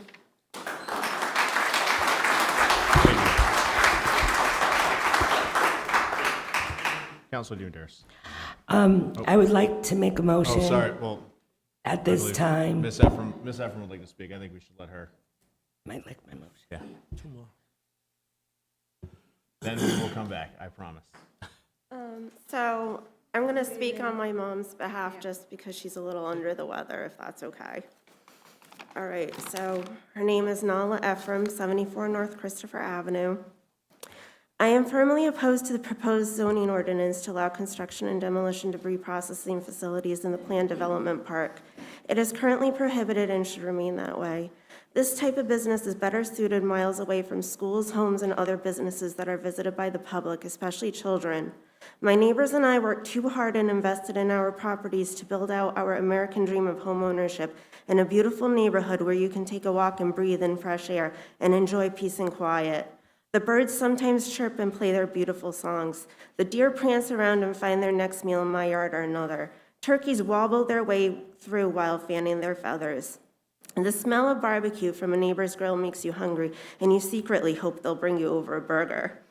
Instead, this proposed zoning ordinance is looking to disrupt what every American strives to have, a quality life in a peaceful neighborhood where you can relax and enjoy what we all have worked so hard to have. Night after night, the news reports human suffering that you don't even have to venture far beyond our own town borders to hear about accidents by businesses small and large. This type of facility has a risk of fire that cannot be eliminated and should not be downplayed due to their volatility. To say a devastating accident that could cause our drinking water to be unusable or cause significant destruction, including home loss, could never happen to us is dangerous. For everyone's sake, do not pass this proposed zoning ordinance. Thank you. I'd also like to speak too now. Okay. You can go ahead and sit, yeah. Karen Ephraim, 74 North Christopher Avenue. As you are aware, I am against this proposed zoning ordinance change. All the concerns I raised in the letter I submitted, along with email correspondence to this council's attention, need to be fully addressed by this council. If you refuse to address my concerns, you are not only letting myself down, but the entire town you are here in those seats to represent. If you need additional time to sufficiently address them and any other concerns brought up here tonight, then it's in everyone's best interest that you delay your vote on this proposed zoning ordinance change. Although I think it should be clear, this use should remain prohibited. I am not opposed to all development. After all, this council never heard a word from me about some of the other businesses that are currently located and even set to expand in the PDP. We need balanced development, the right development, especially when it comes to development that is near our drinking water, near homes, near other businesses, and near schools. We don't get an undo button to press, and a mea culpa after the fact won't help address issues like contamination. This town is looking to add yet another business to the tax rolls as soon as possible, but when would it actually contribute to the tax roll? 5 years from now, or maybe 10 years from now, or maybe sooner, but at a reduced rate? It is unclear, and we, the public, this council was elected to serve, need to know. All of those potential scenarios I just mentioned would shortchange the public. It is my understanding that many members of this council are in favor of this development. So please explain, not just to me, but to the public, how this proposed zoning ordinance change to allow a construction and demolition debris processing facility has benefits that outweigh the risk given its proposed location, especially when there is a case after case in the Superior Court against these types of facilities, and RIDEM does not have the manpower for enforcement and monitoring of such facilities. Are you prepared to be the council that opens Pandora's box to something that is incredibly difficult to contain once it is set in motion? I've spoken to a number of professionals, ranging from hazmat experts to former planning board members of other towns, who all have expressed deep concern to me about this proposed zoning ordinance, sharing many of what I have wrote to you all as concerns. I would also like to ask, when I spoke to the chair of URI for Geosciences, his last name is Bovin, Boving. He said to me that he has worked with the town of Tiverton currently, and that a lot of the, he is looking to see, to understand, to provide the town to understand the consequences of development. And so I ask you tonight if that was even part of what is being considered here. If what URI is looking at for the consequences of development was even entertained with URI. We don't understand what you're referring to. I can, If for you wanna- potentially somebody else, I mean, I know he's the chair and professor of geosciences, but beyond his bio page I just pulled up, I've never heard of this gentleman before. Me either. Excuse me, that's the water study that Oh, is okay. currently going on. Got it. Oh, all right, so it's. Okay. He could not get into details with me, so I wasn't sure if that had any relation to this whatsoever. No, so that would be related to the water quality, like whole overall town The water hydrology study that departments, we're. the that we're water doing. departments are dealing with him right now. Okay. Understood on that. So just to reiterate, I'm strongly opposed to this zoning ordinance change, and I hope you've taken into account very seriously everything that I wrote, both in the written letter and email context, because we need to know as a community, if you choose to decide to pass the zoning ordinance, if contamination were to happen, what are we supposed to do?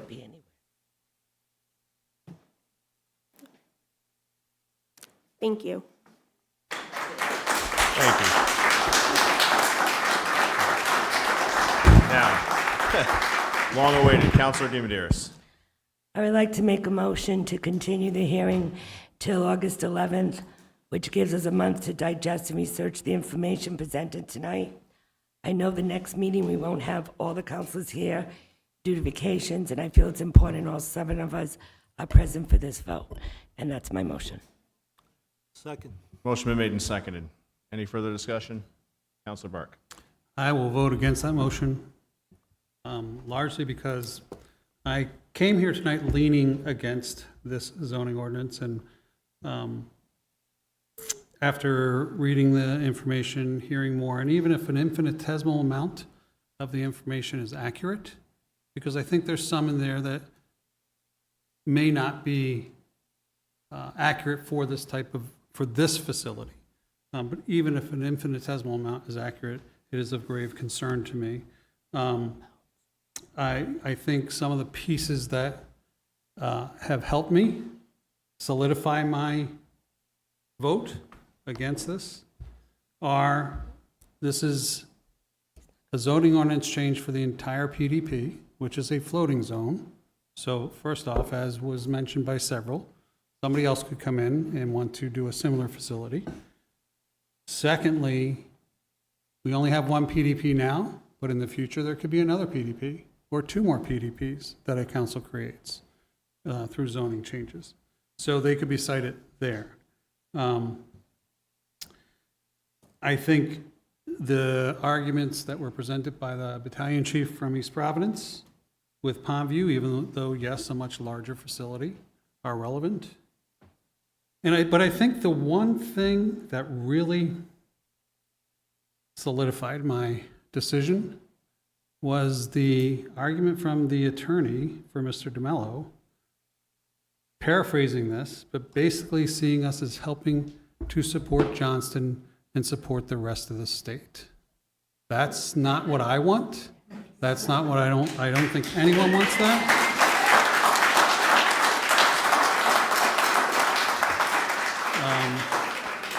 And then lastly, I, with Renee, have spoken many times about getting Rhode Island Ready in here to help us do a real plan for that site. Knowing that, and I say this, Ms. Ephraim, with all respect, when we had North Point coming in here, you did speak against that for light pollution, some other things. You didn't want that building so close to you. So just know that there will be things that we will be looking at that you might not want, but I will support that because it fits into and the future use designation, which is intended to highlight opportunities for new commercial development from the comp plan. Sue read this. High-tech industries, office, research and development, and light manufacturing as examples. So I will vote to support those, but I don't think this fits that. And while there may be recreational facilities there now, that's actually not what it was developed for initially. So thank you. All right, any further discussion from the council? Councilor? I have a correction. It's August 12th because the 11th is the holiday, Deb is telling me. Okay, as amended to the 12th. All right, any further discussion from the council? Hearing none, all in favor? Opposed? Councilor Burke. All right. Next public hearing is approval of petition to abandon Enterprise Way. I'm going to assume that the people who wanted to speak about the abandonment are Commercial Drive. We So push the can down the road. Does everybody know what we voted on? Yes. No, I Yes. mean, in the audience? Okay. Councilor Burke, we're on item D now. I wanted to make sure the audience was clear, Mr. President. Okay. So, this is a public hearing for the petition to abandon Enterprise Way. As this is a public hearing, I'd like to open the public hearing. Would any member of the public like to speak on this abandonment? Any member of the public? Counselor? Yes. Or, sorry. No, I'm not Counselor. You've been Thank promoted. God. Congrats. No. Renee Jones, 161 Highland Road again. Hold on one moment there.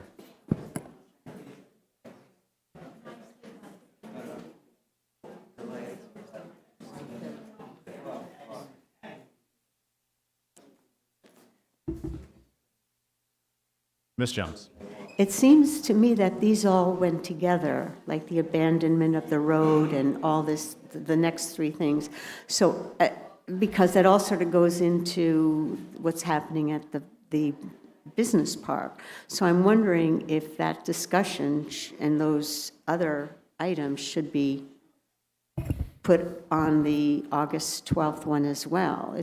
Because it just seems to me, I mean, could you No, explain? these are completely, this is a separate paper road that exists Okay. across the street from essentially the Longplex and where the recycling center is. Okay, all right. I just want to make sure that Yes. you're not abandoning roads that are then going to be turned into something. No, no, no. Okay, thank you. All right. Any other members of the public like to speak on the abandonment of Enterprise Way? Yes, sir. Name and address for the record, please. Yeah, I'm Al Cormier, through the road, and I'm a member of the Historical Preservation Advisory Board. And this is my Native American hand tool, a Pocasset 5,000-year-old artifact. And in my dealings with the Pocasset tribe, there was an awful lot of discussion of the abandonment of 6 Rod Way. I'm sure your father would remember a lot of it. And now that, thanks to one comment you made, the Bears Den is now the property of the tribe. And over in Bristol, there's 100 acres at Mount Hope Farm. It's the property of the Poconos. And in the industrial park, I'm sure Sue can document a lot more than I can, because I've never been in there, but my wife went in there with Connie from Conservation and years and years ago, before any of this talk of development, when we just had the power plant. Soon we're going to have the power plant, it's going to be gone, so at least according to the Commerce Secretary, she said it'd be gone by 2030. But I don't know, I hope the power plant runs forever, but that's just me. But I'd like to reiterate about the, I'm speaking in public. I got to thank Barbara Pelletier. She was a member of Historical, just a citizen that cared. And I'd just like to thank her for all the work she did with Historical and with the town. And you people made a great choice with Dave Sylvia in a building. I've known Dave since my son and him got the AAA Little League trophy for Ray Shell in playing baseball. So he's highly recommended by me. But to get on with the abandonment of roads, the car pass in the industrial park, I'm all going by hearsay, because I've never been in there. But from what Sue and archaeologists I've spoken to, and the tribal members I've spoken to, the tribal historians, that stuff is old. There's no doubt over 500. So that eliminates white men. And I would think at a tragedy that if we should just blacktop, like behind my house, you know, through the road, we're gonna blacktop the whole Pocasset Ridge now. The newest proposal I got from Harkins is I'm gonna blacktop the whole ridge. And you know what? The stormwater runoff and that Mount Hope interceptor, they're gonna get flooded. I'll guarantee the Mount Hope interceptor will not handle everything from the power plant, which it's there for. The Mount Hope interceptor was put there for the power plant. So, Mr. Cormier, just to be clear, the proposal is for us to abandon a paper road that doesn't exist, that we have no intention of building. I don't want the town to abandon any paper roads or cart paths or any stone in that industrial park. If we own it, if the town owns it, especially the stone walls, why destroy them? Why do they blacktop it? Why would we? Why would we blacktop our stone walls? For money?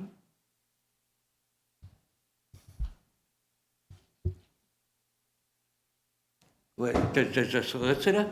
So just to be clear, so Enterprise Way and the next road is Commercial Way are Communication Drive, I'm sorry. Communication Drive. Are considered paper roads. They were, when the industrial park was platted. Yes. They platted many, many different lots, and to get access to those lots, they platted on the map particular roads for the future that will be considered public ways. These roads have never been created, but under Rhode Island law, they exist on paper, and therefore, to the extent that they're no longer necessary or usable, or the town doesn't have intention of creating them, blacktopping them, they need to be abandoned because the town has entered into an, it's already made public, purchase and sale agreement for these surrounding lots to one owner. So for the developer to develop this parcel, he has a roadway in the middle of it. He can't develop over a roadway. It needs to be abandoned. So that's all the town is asking to do today after public notice that was given out to all the abutters. And in this case, on Enterprise Way, at least, all the abutters was town-owned land. So this is not a road that exists today. It's a road that exists on paper. It's called a paper road, and that's why it's called a paper road. You weren't here for the casino development. I was not, thank God. But I certainly can tell you that 6 Rod Way was more discussion than the hotel, which I don't know about the 1% meal tax tax on the hotel that we were supposed to get from the town. But the hotel hasn't been open enough to make us a dollar, so I don't know. That abandonment of 6 Rod Way, I think the town should never have done that. The town should never abandon for a developer. I mean, if the town, like when Portsmouth bought the Glen, they didn't just abandon the road into the Glen just because, especially in our industrial park. Do you realize how beautiful the car paths are in there? I've seen pictures, but I just don't understand why the town would abandon the roads for a developer who's just going to blacktop.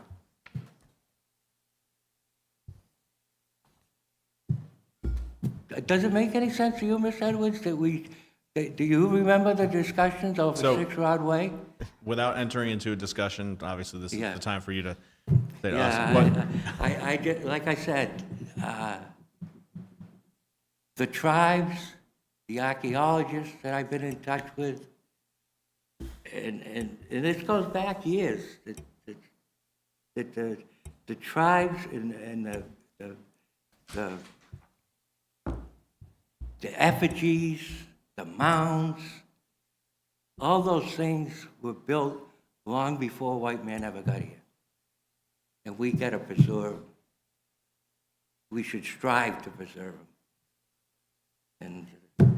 And no one mentions stormwater runoff, but goodness gracious, eventually somebody's going to have to. I've already testified that Stafford Pond is not a reservoir.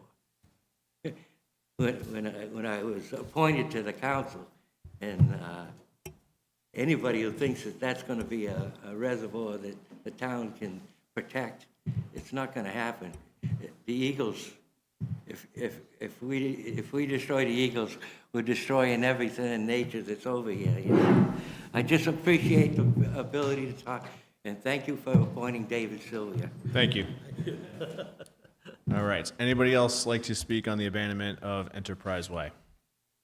All right. I'd like to close the public hearing. We have questions or a motion? Motion by Councilor Burke. Do I have a second? Second. Oops. Second. Further discussion. Councilor Janik.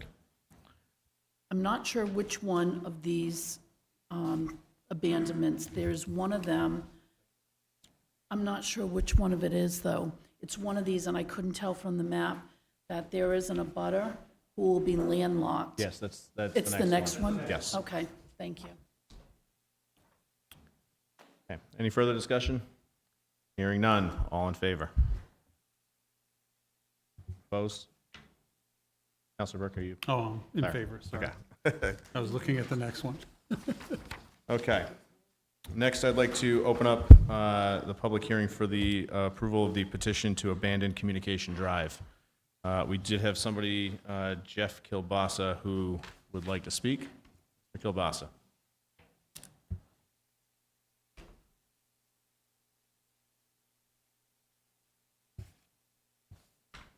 Jeff Kilbasa, 94 Secana Boulevard in Portsmouth. I own the property that abuts First off, I received a letter, my lawyer received a letter last week, I think on Friday, that this meeting was being brought up at this meeting. He called me today and told me that this was going to be discussed tonight. I have a copy of the envelope dated July 9th, which was last Wednesday. I don't know what the rule is, how much time I need, I'm allowed, but I found out at 4 o'clock today.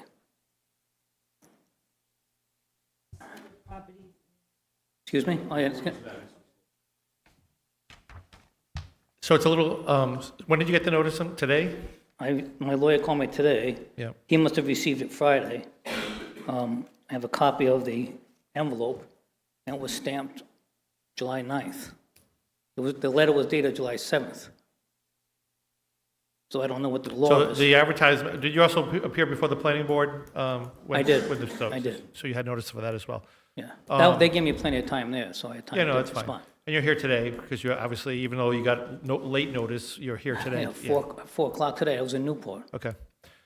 So I think we should hear his testimony, but my recommendation would be to continue the matter to next meeting, which would be 7:28. Do you think that gives you enough time, sir? If we continue this, they won't take a vote, unless, in case you wanted to either get a lawyer or something like that, but I think it's. I'm not going to get a lawyer. Yeah, I'm going to talk to you, just talk to you. All right, so would you do anything differently today than you would do if you continue this to 7:28? Probably not. I didn't have a lot of time to think about it, but All right, have you seen my letter to the planning board? I'm aware of it. Okay. I know that you were, out of an abundance of caution, I would continue to 7:28. I would agree. But If you'd like to testify now, by all means, You can since come you back, waited. yeah. And we can continue this to the next meeting, so that way you have plenty of time. And just so it's clear, it's a little unclear how much notice you actually need. I don't know. I'm asking you. Yeah, no, I I don't know. The ordinance, excuse me, the state statute says you have to have 3 weeks notice in the newspaper, and then it indicates that abutters also have to have notice, but it doesn't really specify the time. So as long, you're here today, obviously, and that would be a waiver of the notice requirement. But the fact of the matter is, in fairness to you, so you can prepare it, I think the council should continue to 7:28. Getting the notice at the last minute kind of, Yeah, I understand. kind of looks fishy, you know what I mean? No, I get it. Well, and again, we're willing to accommodate and Yeah. Okay. and continue to the next And if meeting. you, yeah. Okay, well, okay, so, my land will be landlocked if you abandon this road. There's probably 5 or 8 acres developable back there that I won't be able to get to. The property abuts Fish Road, but I can't get on Fish Road because it's a building there, my building's there. I was going to, I retired in January, and my goal was always to do something with that land back there when I retired, when things got settled out back there. So this has kind of come out of the blue for me. Kind of a, so, I mean, if the town is looking to develop, all I've heard tonight is development. If that's the case, landlocking 5 or 10 acres of land seems to be counterproductive. I really don't know how you justify it. Could I just ask you a question? And again, you're landlocked, even if this was to be abandoned, first of all, there's no road there right now, right? I understand that. So it's a paper street, so you have Right. access through that paper street, which doesn't exist, right? Right. So I understand it. But you're not actually landlocked because you do have access on I Fish Road. cannot, no, on Fish Road, I have a building there. Right. There's no room either side of it to put a road in. But you have And access from that whole lot, right? There is access there. There is, I have a building there, I mean. Yeah, I understand. I just want to make sure that's clear. Thank you. And there's 2 streams and then 2 swamps that you have to go through. So the only access I have to get back there is the road you are considering abandoned. Can I ask which property you are? The long skinny one, Maverick Properties? yes. Okay.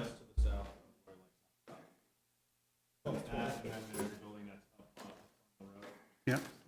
Microphone was off, but that's where it is, and he is a long property.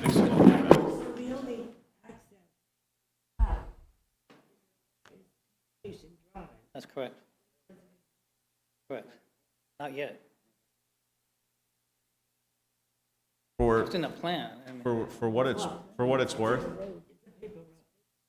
For what it's worth for this council too, and just for your own edification, our prior town administrator, prior to his departure, did have a plan in place which would have effectively abandoned every single paper road in here.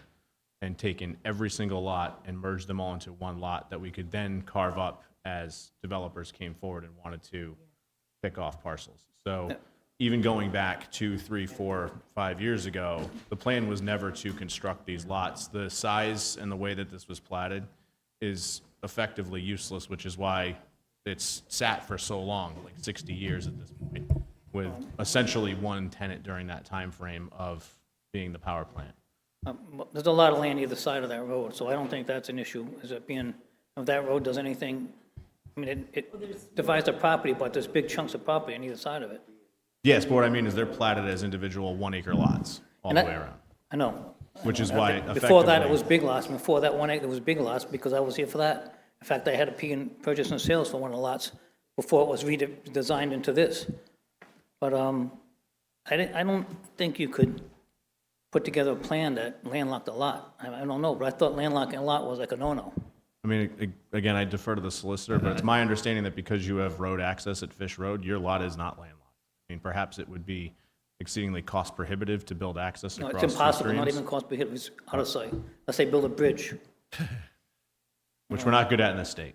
No. Yeah, technically, I understand that you believe your land is landlocked because of the swamp or not, but technically, because that lot, that's one lot, has access to Fish Road, you are not landlocked. I understand there may be environmental reasons why you can't get back there, but you do have access to a public street, which is Fish So Road. the point is you're taking 5 or 8 acres away from development, and all you've said tonight is you want to develop, all I've heard tonight was develop it, but now you've just taken a chunk out. I don't understand. We're not taking anything. The thinking. I can't answer. I mean, all I can say is that we have a purchase and sales agreement for all the lots that surround Communication Drive, that the town entered into. That road, as part of that purchase and sale, was to be abandoned. Again, you're not technically landlocked. There is other land that the town owns up, I guess, to the east of that. West, sorry. The west of that, if the town wanted to map out a road to give you access, they possibly could. But as we sit here today, as you know, that road does not exist. It just exists on paper. And the only way you would get access to it is unless you develop it yourself. Which I could do. Which I think would be very costly, or the town you could ask the town to develop it, or the town would develop it, and the town doesn't have any intention of developing that road into a roadway. So, that's all I can tell you, but I think the council appreciative, and because of that, they decided to move this to 728 for you to do some more research, but that's kind of the position we're at. It is a paper road. Okay. Thank you. Thank you, sir. All right, so, Mr. Solicitor, do you need a motion to continue? Yes. All right, continue the public So hearing. moved. All right, To motion, the- Just get the date, please, I'm sorry. To the 28th, is that it? July 28th, July yes. 28th. All right, motion been made, do I have a second? Seconded by Councilor DiMederos. Any further discussion? Hearing none, all in favor? None opposed? Okay. This is Councilor Comito's amendment. This is the public hearing for approval of the proposed amendment to the Tiverton Code of Ordinances, Chapter 42, Fire Prevention and Protection, Article 2, Open Burning, Section 4234A1, to remove the burning permit restrictions between May 1 and September 30th. Since this is a public hearing, I'd like to open the public hearing. Any members of the public like to speak on this topic? Peter Monas, 83 Captain Circle. I would ask a question, but I'm going to skip it. What's the advantage of abandoning or changing this law or amendment or ordinance that you can burn between these months in the summer? There's no, well, you're going to change it to you can, which to me is very illogical because of the fact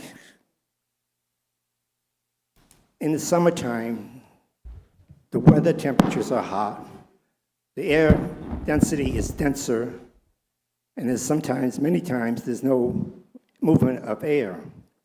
Smoke settles on the ground, lower areas, and you're not going to disperse this. In the summertime, a lot of people like to have their windows open. All set? Is that me? Yeah. Oh, I'm sorry. Yeah. Okay, so in the summertime, most people like to have their windows open for circulation. Can you hear me okay? Or button? There is a phone piece. Oh. With me? Okay, now? Oh, good. So, to me, we're not getting an advantage of eliminating or allowing burning in the summertime. First of all, like I said about the weather conditions, the smoke stays lower to the ground, hangs around for a long time. People like to have their windows open. Not everybody has air conditioning. And it's causing a problem for health. There's a lot of COPD, asthma, health problems. Who wants to breathe smoke? Kids in the summertime like to get outside and play, especially the good weather. But they're going to be covered with, a person that's burning, of course, a problem in the neighborhood causing smoke. In the summertime, when you cut the brush, it's just basically brush here, except for a few people might be burning their trash too, but that happens. I know, but it does happen. Yes, I know about the calling. I'm talking about changing this ordinance to, it's not very logical. Anyway, in the summertime, it's brush, and the stuff is green. It's wet because it rains a lot. There's dampness in the morning. Top layers of a brush and leaves might dry off, but beneath that layer, it's all wet. And it doesn't really burn. It smolders. It causes smoke. It's not good for the environment. It's not good for the public health. It's not good for the town. It's not good for anybody. We can burn in the fall. We're lucky to do that. And I would appreciate, not really appreciate, but I would be one of the biggest burners around if that happened, but I wouldn't do it because I don't want to aggravate my neighbors with this problem of smoke in the neighborhood. And who are we going to call in troubles? It's not a good idea. Why are we doing this? Why are we changing? What's the advantage of it? Can you tell me that? So, while this is not supposed to be a direct back and forth dialogue, I am willing to answer your questions because this did come up when it was proposed. Yeah, I was there. Okay, so effectively, what this would do is would require, through this, we would remove this period of time that there was a prohibition. It would require, if you wanted to do a brush fire, you'd have to call the fire department. The fire department would tell you whether or not you can get a burn permit for that day. And it has been at least several members of the council's experience. I tell you what. That people are doing it anyways. And I saw it firsthand Doesn't work. 2 days ago. I saw it all week. Yeah, it's, and because we have nowhere for yard waste to go currently, but for the Well, 6 times a year. there are other solutions for yard waste, I tell you right now. Yeah, so that what's Besides burning and aggravating people, causing health problems, People- and whatever. People have requested that we change this also. I don't think too many people appreciate smoke. You like to breathe smoke? That's. Yes. Do you want the answer? Are you a dragon? Are you a smoker? Oh, yeah, I know. She smokes it. She already walked out once. How's your health? I got the biggest joke tonight, huh?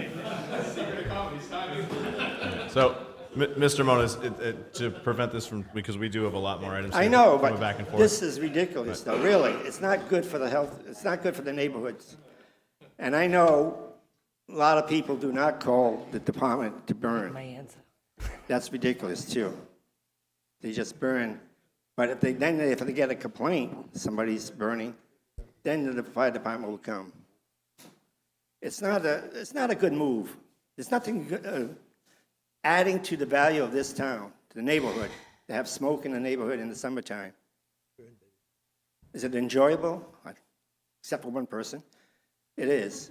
But It's you're very different. going the wrong direction.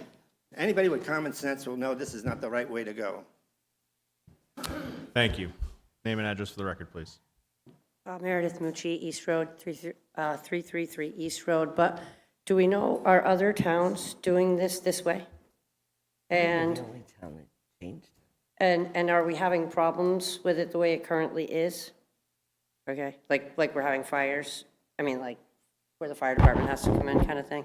and we think maybe it will be resolved, like it Oh, will no, be you better. mean like, we'd have to ask Yeah. the fire department, but I don't believe they're responding to.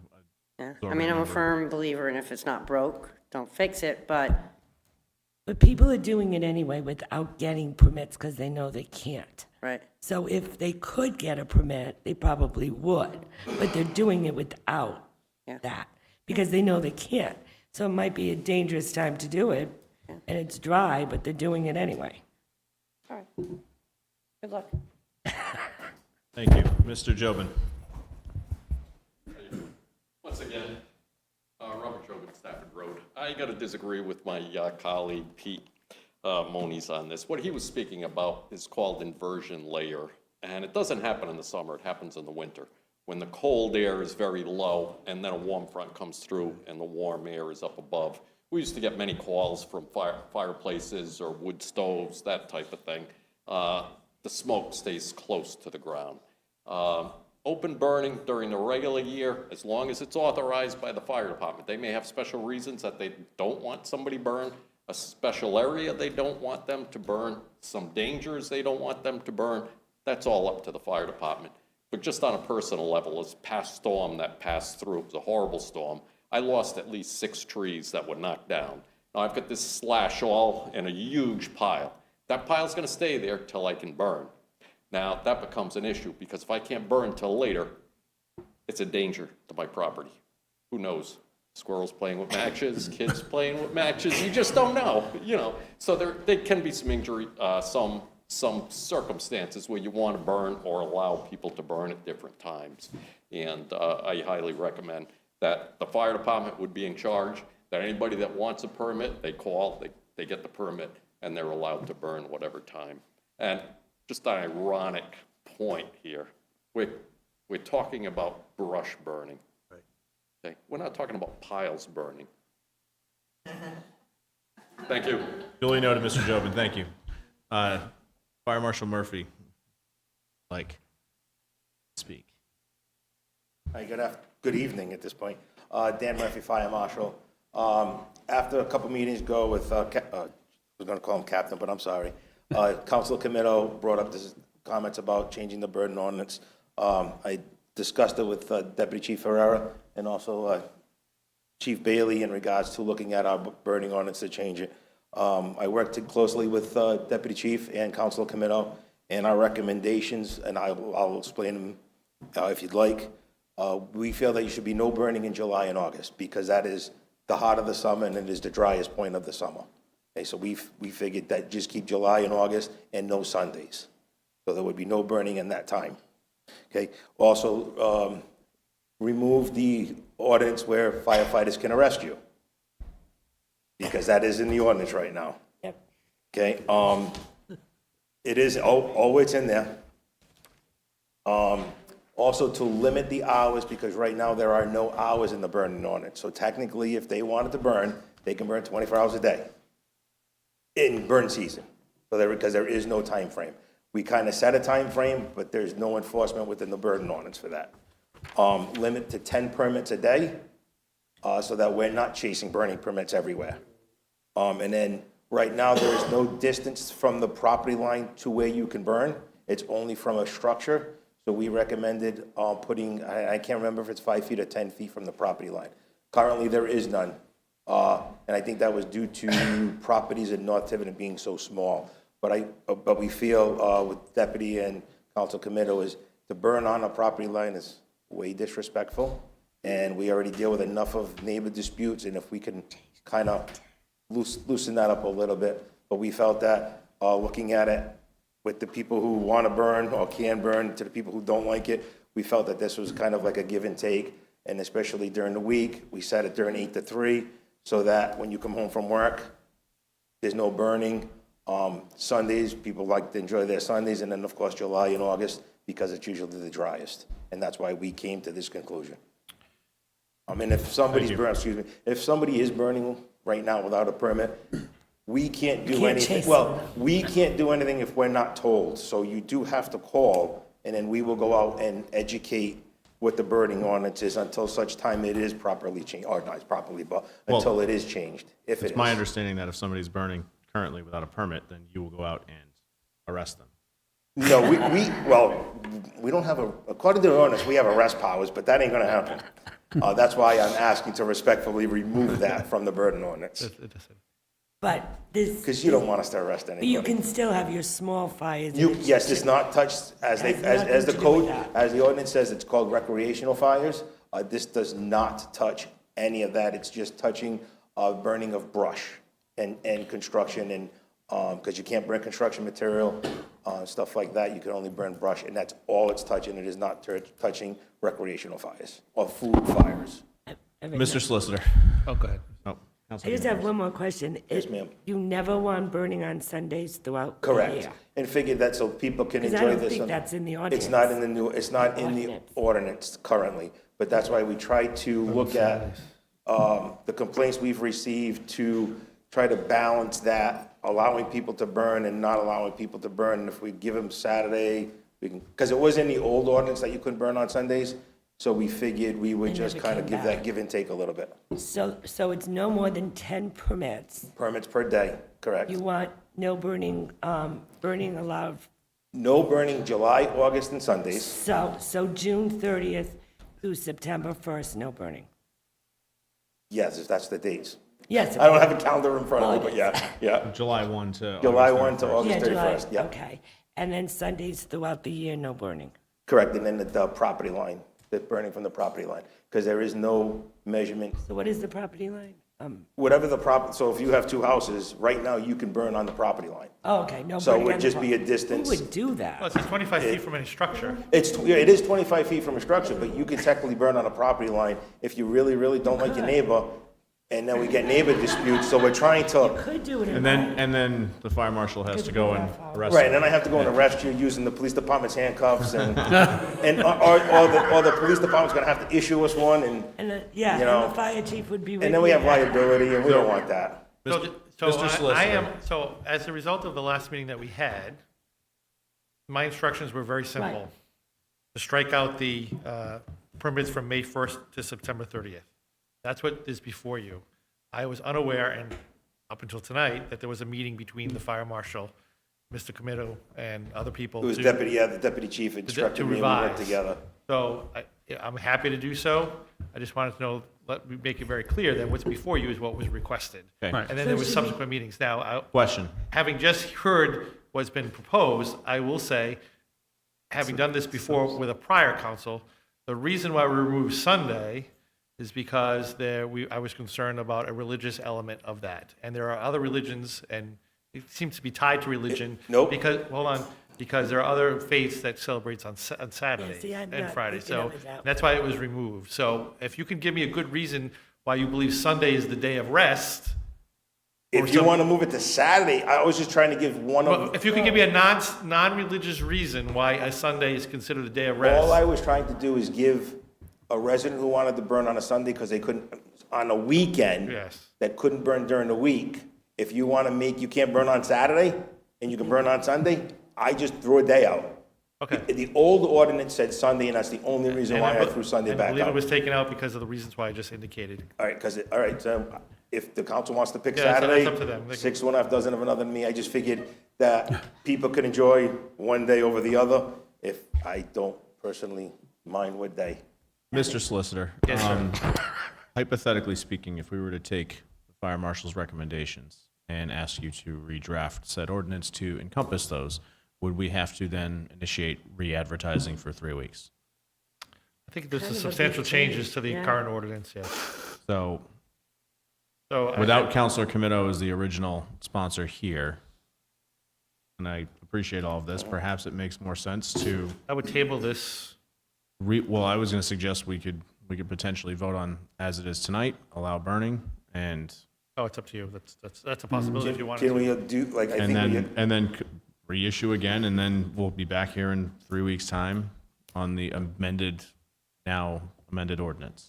Yeah. That's up to you. That's a policy decision if you wanted to do that. We're still in the public hearing? Yes. So we had correspondence from a resident who couldn't be here, asked that it be read into the record. May I do that? You talking about this one that was in front of all of us? Yes. We all have it, but she Yeah. asked in her email that it be Yes. read into the record. Sure. I'm happy to do that. This is from Marcia Flynn. I know she lives down off East Road, I believe. It has been almost a full year since my last correspondence asking that open burning be banned in the town. There was never a response. The latest amendment by Councilor Comitto now allows burning in the summer months when people look forward to opening their windows to let in fresh air that could be fouled by neighbors who burn their trash and yard waste. The ordinance clearly bans burning of yard waste, but there are no fines for those who don't adhere to the supposed rules. Councilor Comitto, a retired firefighter who has put forth the amendment to the burning ordinance, is well aware, I am sure, I hope, of the harm of any kind of smoke in the environment from wildfires, brush fires, trash fires, and yard waste smoke. Asthma rates are at record levels among young children, and so many older adults suffer from COPD and other respiratory ailments. At least 2 people on the council are healthcare providers and should be concerned with any unnecessary pollutants that increase risks to the general population. The main problem with this amendment, besides even allowing burning when the town has a program to pick up yard waste free of charge, is there are no teeth in it. I spoke to a lieutenant in the fire department last year when my neighbor was once again fouling our air with toxic smoke from burning his trash. The lieutenant said there has to be teeth to enforce it.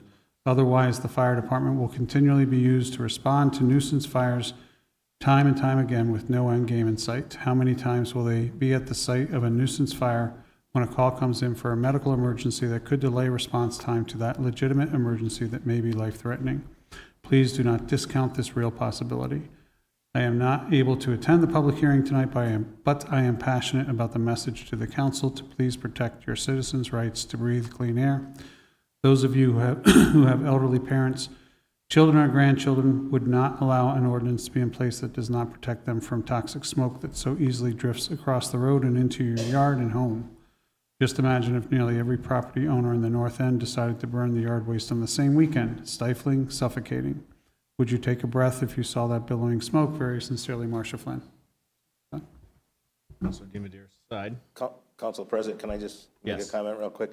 In regards to that letter, in regards to having no teeth, yes, back in the day, probably last year, the year before, yes, we had no teeth because nobody really wanted to enforce the ordinance.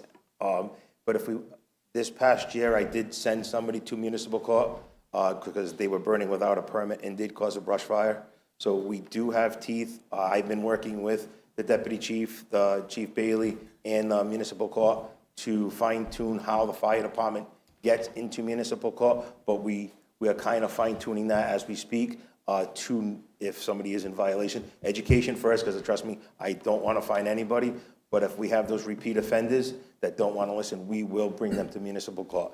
So yes, back in the day, we did not have Yeah, I'm speaking teeth. on her. Yeah, no, I just want to kind of put it out there, but we do now, and we're fine tuning it. In the absence of a specific fine in the ordinance, it's a default fine, which is, I think, $50 per. Right, and that's, right, so it's got to go through municipal court, Correct, and that's what we're doing. And it's 500. Up to 500. Yes, 500. But the minimum is 50, I think. Councilor Janik. Just a little correction. Marcia's letter does say that the ordinance clearly bans burning of yard waste, but yard waste is in the permitted. I think it's yard waste as in trash. Open burning of yard waste. You can do leaves and brush, right. You can't do trash. You cannot do trash. And I think that's what. I know this property, And she gets a lot of smoke and can't open her windows, and we've talked about that in the past because of a particular neighbor. So the ordinance is written, currently says no person may engage in the open burning of any material, including but not limited to domestic refuse, construction debris, and/or yard waste, with the exception of the following activities as permitted by the fire chief. And then it tells you how you can burn yard waste through a permit. So yes, you can't do it without a permit, but you can burn yard waste with a permit. That's Is the that what they're exception. saying, yard waste is the brush? Yes, Okay. yes, it's Yeah. defined as Yeah. that, so it's, if you remember, council members, that we spent a lot of time on this last time. Yeah. We did. Yes. And we can go back. It's not- And I think one of the, and I don't have it in front of me, unfortunately, and I'm sorry for that. I will, if you'd like, I can get the deputy to forward to the town administrator or the clerk, whoever, the draft that we proposed. And I think one of the other changes might have been that if there was a storm that, like we just had, that Emergency. I want to say the chief, I don't know if I put the council, can forego the burning ordinance, the there's no burning from July and August for like a storm that just happened. I want to say And the that's in chief is there. saying yes. Yes, I think, Yeah. Marshall, that's already in the ordinance. right, Yeah, that under section 40. yes, The events and situations, chief can forego. yeah, Everything up to her earthquake. right. So, But I think right now it says chief and council, or it has to go to the council. it actually says town administrator. All right, town administrator, In okay. consultation All with right, the fire chief. okay. If you get me those changes that you guys have discussed, that'd be awesome. To the town administrator? That's fine. Okay, I'll have the deputy get that to you. Thank you. So what is the council's pleasure? Would we like to advance as is, or would we like to advertise whatever these changes are for a future meeting? I would, go ahead. Janik? I would like to not vote on anything tonight and just re-advertise, rather than change it and then change it again. Without objective, or without objection, all right, we need a motion. All right, so then Motion to table what's before us and direct the solicitor and the administrator to work on revised language with the fire personnel. Motion been made and seconded. Any further discussion? Hearing none, all in favor? Okay. Appointments and resignations. It is 9:30, we're already here, my goodness. All right, so acknowledgement of resignation, Stephen Clarke from the Planning Board and Harbor Commission effective June 24th, 2025. I'd like to entertain a motion to accept this resignation and express our regret and thank Mr. Clarke for his service. So moved. Motion by Counselor Perry, do I have a second? Second. Seconded by Counselor DiMederos. Any further discussion? Hearing none, all in favor? Okay. Sorry to see him moving out of town. Yep.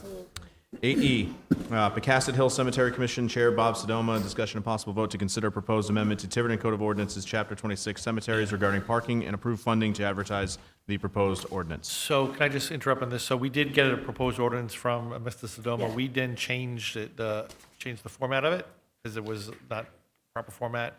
I don't believe the clerk, I have it, but I don't think you have it. It didn't really change substantively, but No, it's not what we have. it's not what you have. He drafted that, It's not an ordinance form.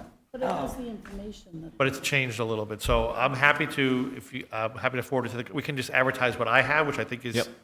Yeah. that's fine. You don't have it, it's not public yet, but it'll be public tomorrow. But it pretty much mirrors what he put, but it's in the proper ordinance form and it has a little Alright. bit more of a legal order to it. So I'd like to entertain a motion to Table. advertise the amendment as drafted by the solicitor. So moved.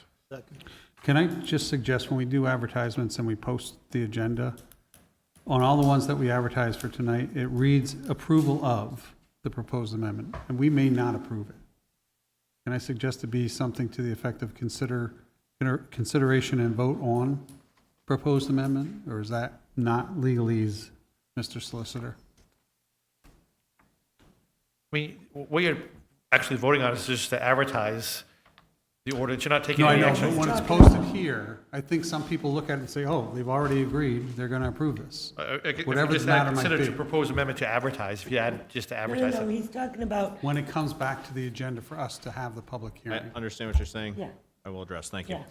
All right, so. I guess I'm not, sorry. No, you're not. Motion's been made and seconded. Do any further discussion on 8E? Hearing none, all in favor? Okay. Fire Chief Bailey, discussion and possible vote to accept the 2025 EMS Support Grant Award of $9,550 for the purchase of 3 video GlideScopes. The chief is, there he is, hiding in the back? No? Sorry, he just stepped out. Mr. Administrator, can you speak on this topic for us? Yes, sir. Thank you, Mr. President, members of the council. here he is. Oh, Chief, Mr. Chief, You're on. your item's up, sir.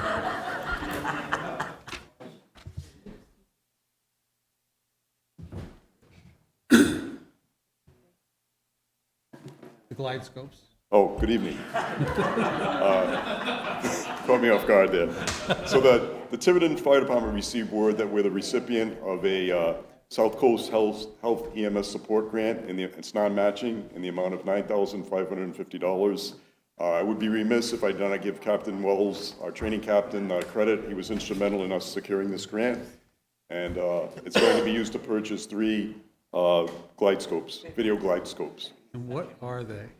So when we have to intubate a patient, It's critical that the tube goes into the trachea and not into the esophagus, and this will allow us to confirm it visually. It's the gold standard. Yeah, it's really good. Yeah, we're really happy to have gotten this grant from the EMS standpoint. All right, so I'd like to entertain a motion to accept the 2025 EMS Support Grant Award amount of $9,550 to be used for the purchase of 3 video GlideScopes. Second. Motion been made and seconded. Any further discussion? Hearing none, all in favor? Thank you very much. All right, thank you, Chief. All right, Administrator Jones, discussion and possible vote to award a contract for the installation and replacement of flooring and carpeting in Tiverton Town Hall offices, $60,000, of which $50,000 from previous approved gaming revenue and balance from capital account 640. Mr. Administrator. Thank you, Mr. President, members of the council. I'm also going to ask Mr. Thomas and his family from Majestic, come on up, folks. First, I want to apologize. I know people are coming into Town Hall for the past couple months. I think and this is no disrespect to Majestic, they've done a fantastic job. But as you know, with our Town Hall, poking at it, just like any construction project that we do, we're just finding more issues. And knowing the reputation of Mr. Thomas and his family, based on Majestic, a locally owned business, they've been there all hours of the night. We basically lock the doors and we lock them in, and because they work all night. And what they've done thus far, I am excited about what Town Hall will look like. But this is just another, and there's also another item on your agenda too. So I wanted to take the opportunity to invite them here with his family to thank them for all the work that they've done thus far.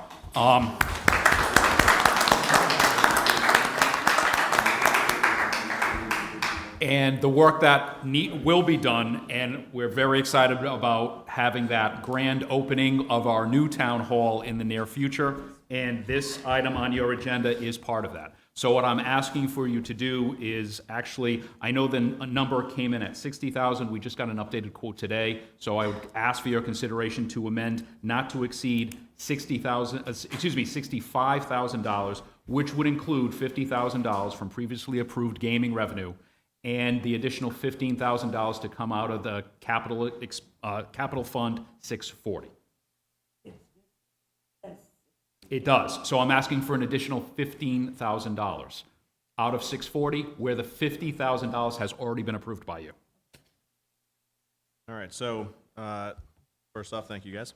I'd like to entertain a motion to, I guess this is to award the contract to Majestic for the installation and replacement of flooring and carpeting in the Tiverton Town Hall in an amount not to exceed $65,000, of which $50,000 is previously allocated gaming funds and the additional balance is from capital account 640. That's it. Motion been made and seconded. Any further discussion? Hearing none, all in favor? Thank you. Thank you. All right, next item on the agenda is Administrator Jones' discussion and possible vote to authorize continued town hall improvements from capital account not to exceed $125,000 from capital account 640. Mr. Administrator. So this is also part of your backup, also continuing with Majestic to complete. Now we're going to move into the exterior of the building. As you know, on the south side of the building is where the staircase that goes into the tax assessor's office that we had to condemn because it was going to collapse. Also, just looking at the exterior of the building, now the walkway that is getting installed, there's a lot of the shingling that needs to be replaced. And then, in speaking with Mr. Thomas at Majestic, obviously they're going to want to do it right. So the plan is to power wash the building, give it a traditional farm coast, New England type of look. And as part of your backup, you can see that the quote and the plan that Majestic is putting forward. Also, as part of that plan is the proposal that's in front of you to reinstitute the current planning office into a conference room for our boards and commissions. We're going to set it back to what it used to be years ago. So, and put the planning office into the building office, and so we can consolidate all of them in one space. So now, whether we have an executive, and I know it gets tight in the town administrator's office, but now that we'll actually have where the current planning office is, a conference room for boards and commissions, also for the public to come in. I've spoken with Cox Communication, they're going to put some technology in there. So if someone wants to come in and utilize a Zoom meeting or utilize a smart board with the assistance of Majestic, we're going to be able to do that, and that's part of this plan that's in front of you.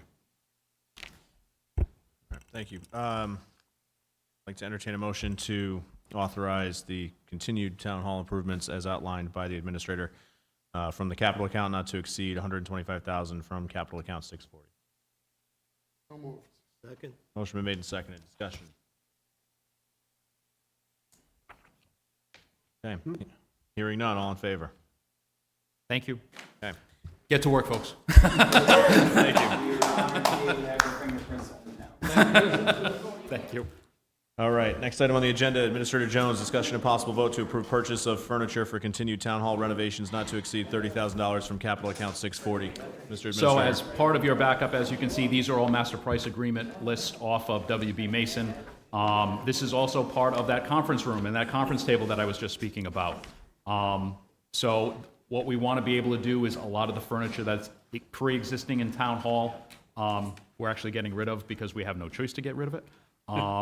So this will be the next iteration of the town hall improvements to include the conference room, the building department, and other respective offices in town hall.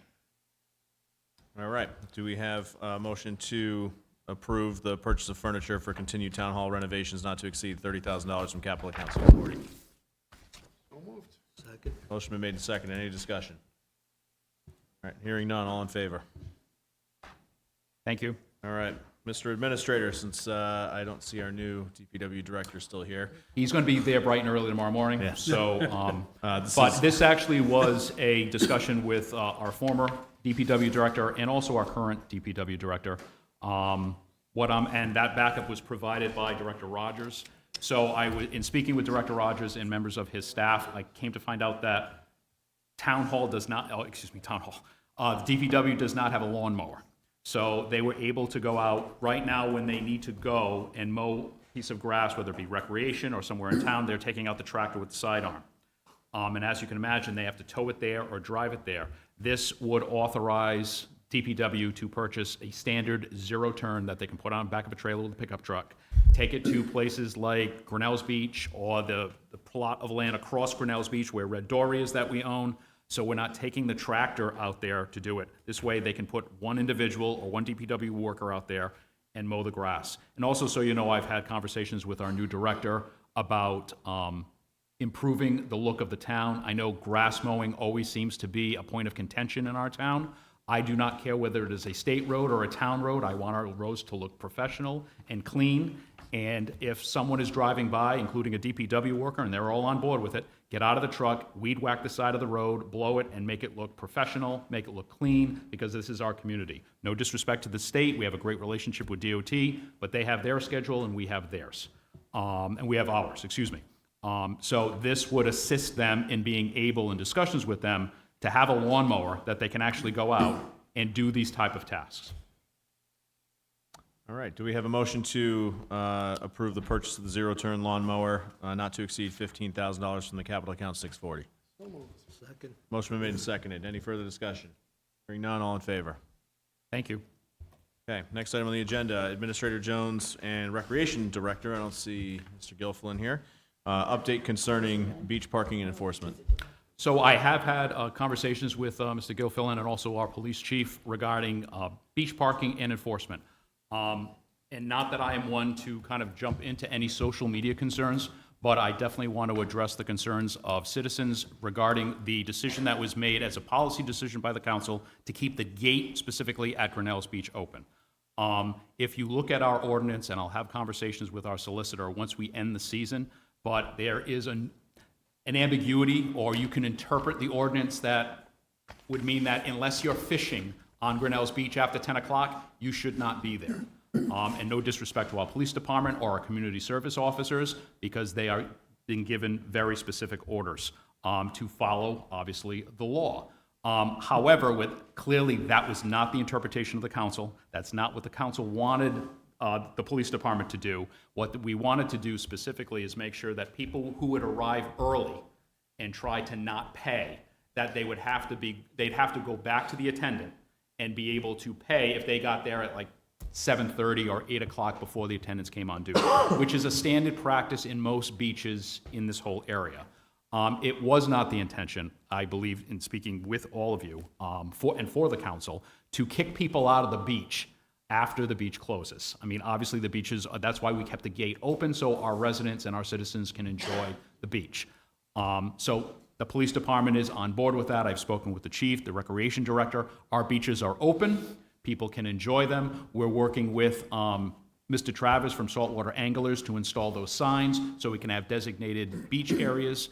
The trash receptacles are in. We're going to work so we can place them to deal with trash issues.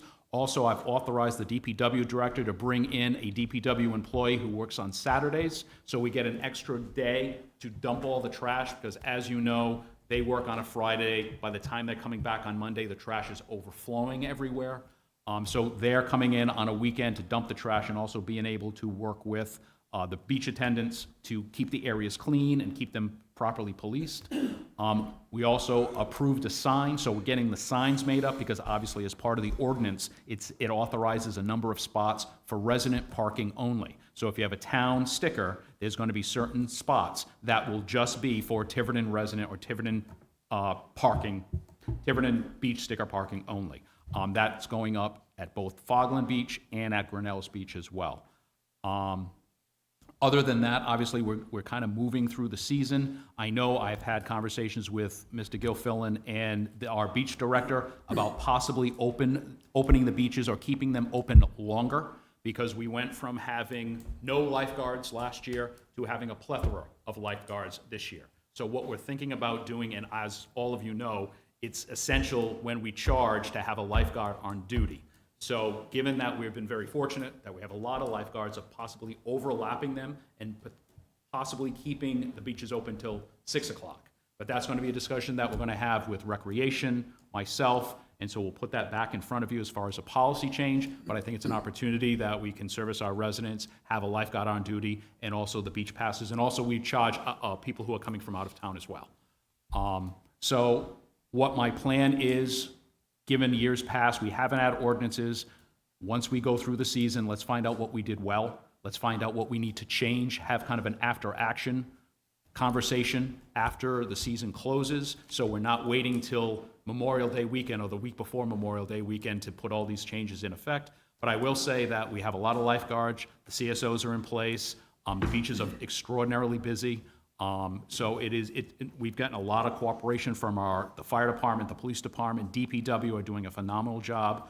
But I just wanted to bring something in front of the council so you could hear it from me. If there are any complaints or concerns from constituents or any constituents that reach out to you, please forward them to me so I can speak with the department heads, because we're doing a lot of good things at the beaches, and we want to do more. So that's all I have, sir. Thank you. All right. Any questions from the council? Thoroughly exhaustive. Thank you, Mr. Administrator. Yes, sir. All right. Next up on the agenda is discussion regarding Planning Board's response to the council's request to remove specific uses from the prohibited use list in the zoning ordinance, Article 4, Section 15. We all got a copy of this memo from the Planning Board Chair and Mr. Solicitor, but correct me if I am wrong here, but it was my interpretation that the Planning Board is looking for some additional time. Correct. Okay.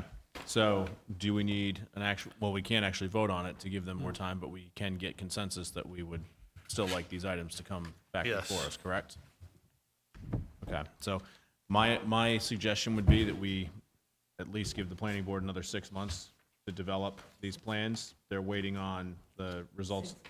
Because they need reports. The water study. The water quality test reports. A lot of these are potentially heavy water usage items, so to make sure that they get the full amount of time to be able to be diligent, that would be my suggestion. And if There's no objection. consensus from the council? All right. You're like, you happy? He's still sitting here. He's wondering why he even stepped up for this role. First of all, really appreciate the support on this. Hopefully it doesn't take 6 months to get us over the goal line on this hydrology study, but as noted, we think it's most prudent to have the most factual data before us before we start to debate and discuss water-intensive uses. I think that makes a lot of sense. As for the recycling center, just to reiterate, we have municipal recycling center as a use in the industrial park. All other recycling centers remain prohibited use for the moment. So. Thank you. I'm sorry? Thank you for being the chairman. Anytime. Anytime? Well, I know that. I know that Not a lot of people wanted it. Next item on the agenda, under Council President Edwards, schedule, this is worded slightly incorrectly, but this is more of an update on the schedule of a smaller working group before this item comes back in front of the council, ideally before the next meeting.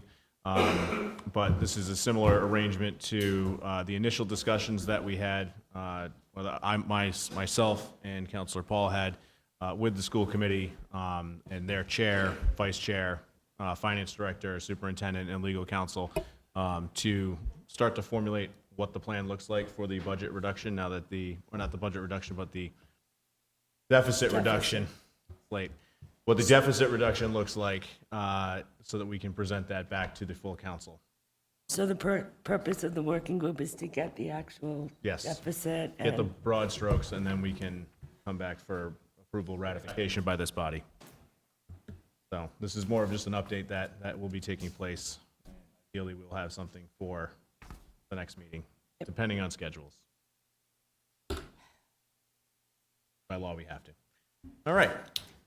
Any questions? The only thing, no, never mind.